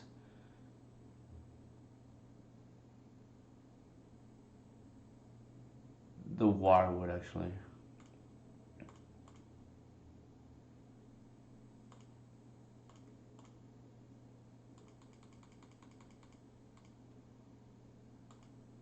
Yeah, it's kind of like that, for sure.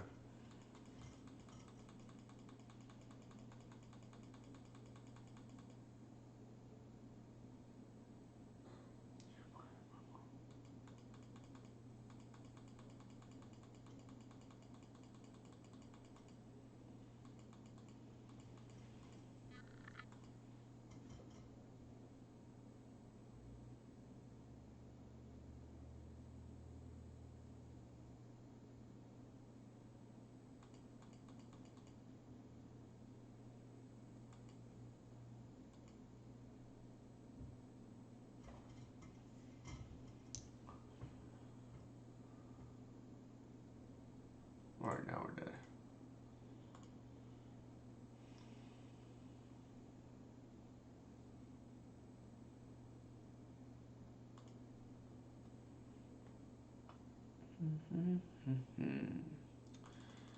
STP probably pretty good here. So is the Gris, and probably that's it. Bog not particularly good here. Sentinel didn't even feel that great, to be honest. It's like okay.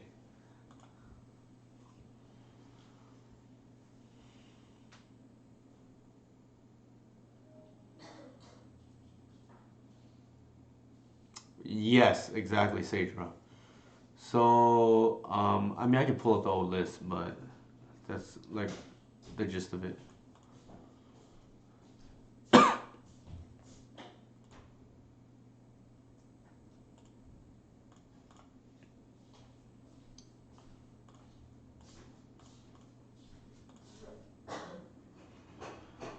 No, I don't think so either.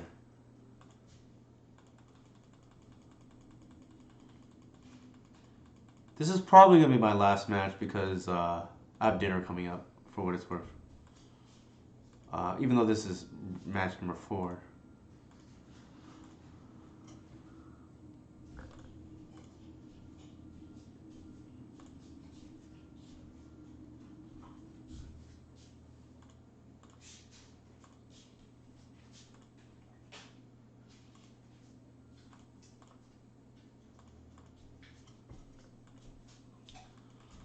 The old turn 2 Thoughtcast.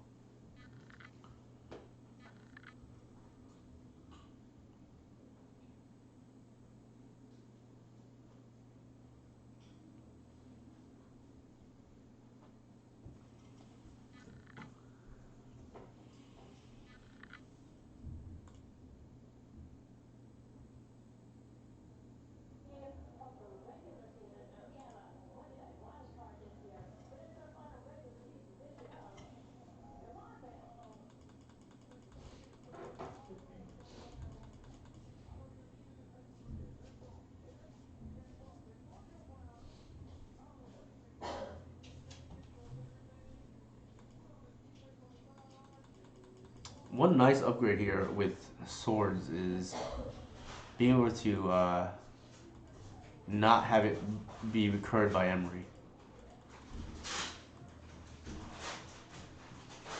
I'm gonna main phase it here.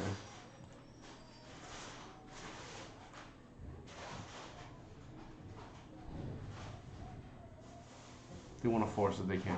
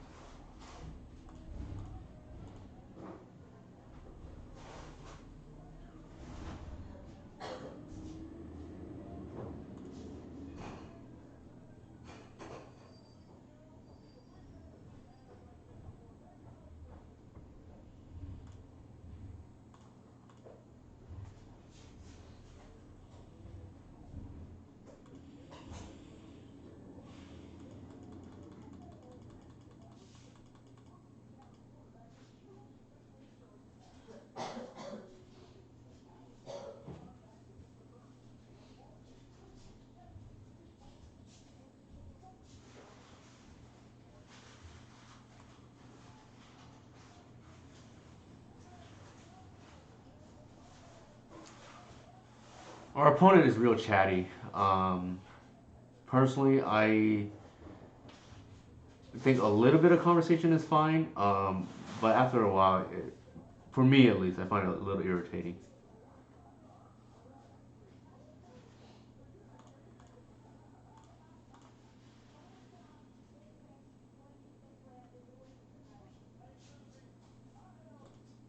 Our opponent did not do that correctly.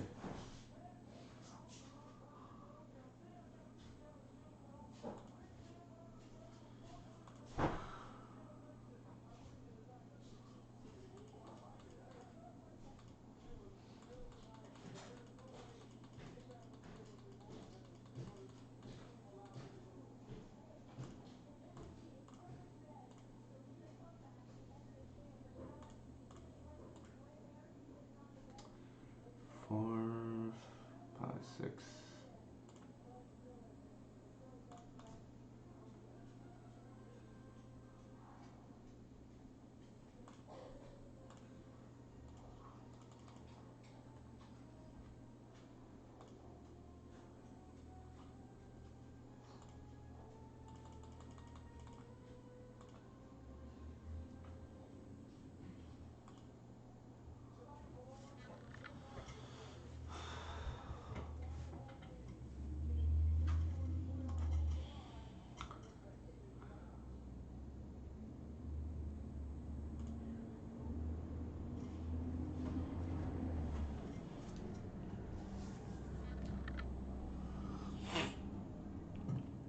Yeah, I think the big takeaway is like Sentinel probably not worth it based on what I'm seeing.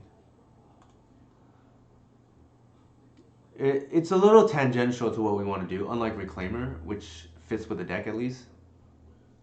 Also, off color is not free.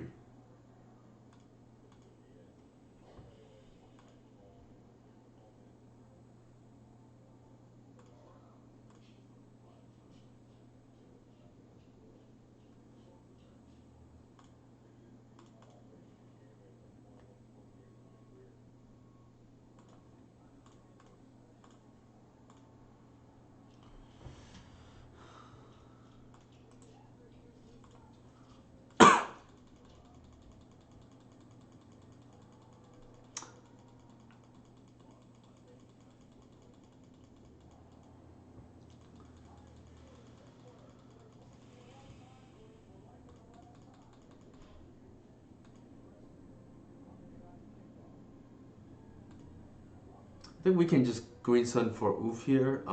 Gris is like reasonable too, but no immediate gains, so to speak, from doing so.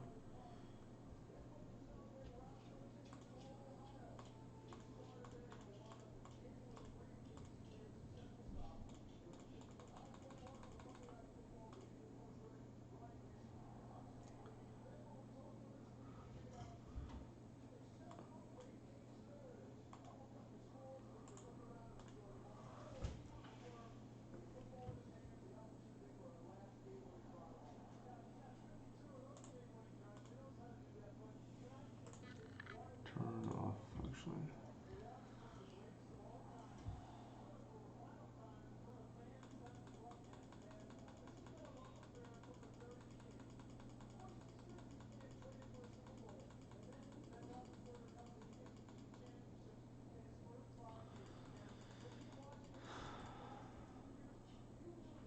Wait, what? Oh, this is Spiral Bluff Canal. Okay, it's not the other one. Not the yeah.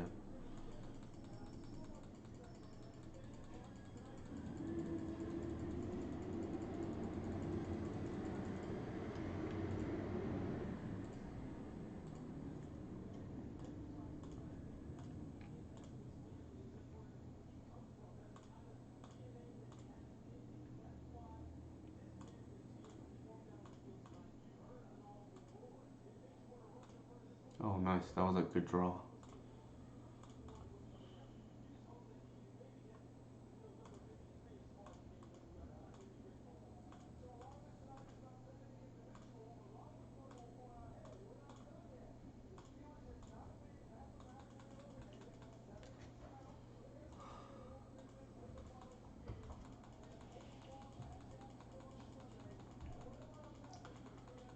We'll take 8 right here, or 10 possibly, because we really want to get the Cradle online. Like this getting Cradle unlocks the entire deck.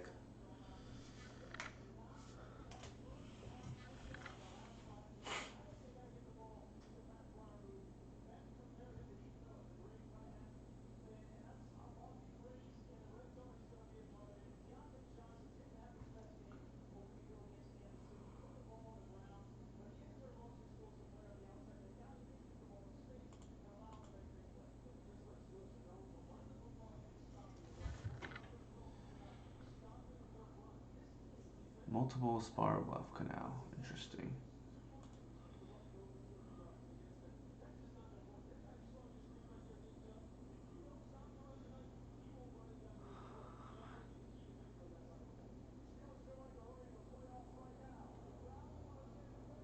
Yeah, I think I faced the same deck.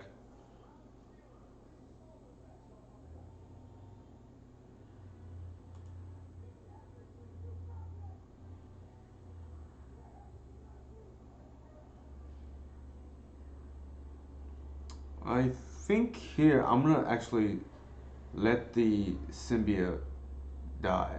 I want the Reclaimer on board.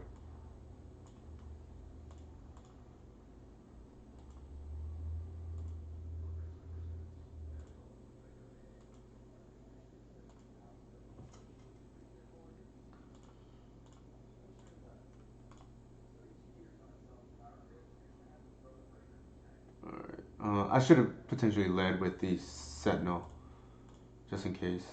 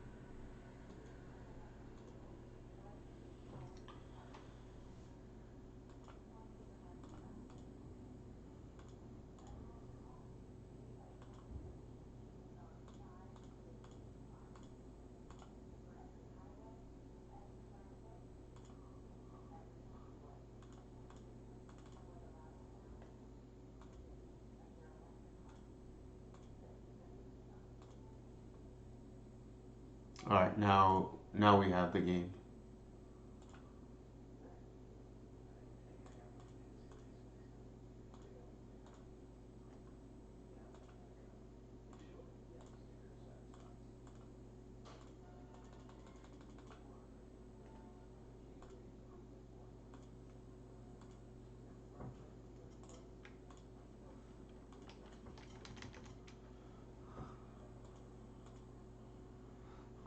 We had one of the other ones.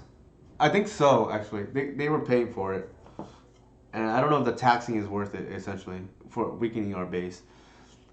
With that said, I do have some family stuff to take care of at the moment, so unfortunately, I won't be able to finish out this last match on stream. I can, if for people who are curious, how the last result goes. You feel free just to message me, but I do have to run to dinner at the moment. Were there before I sign off and before I raid somebody else? Anybody have any questions? I guess that's it for now. I'll go ahead and raid Jarb Dog.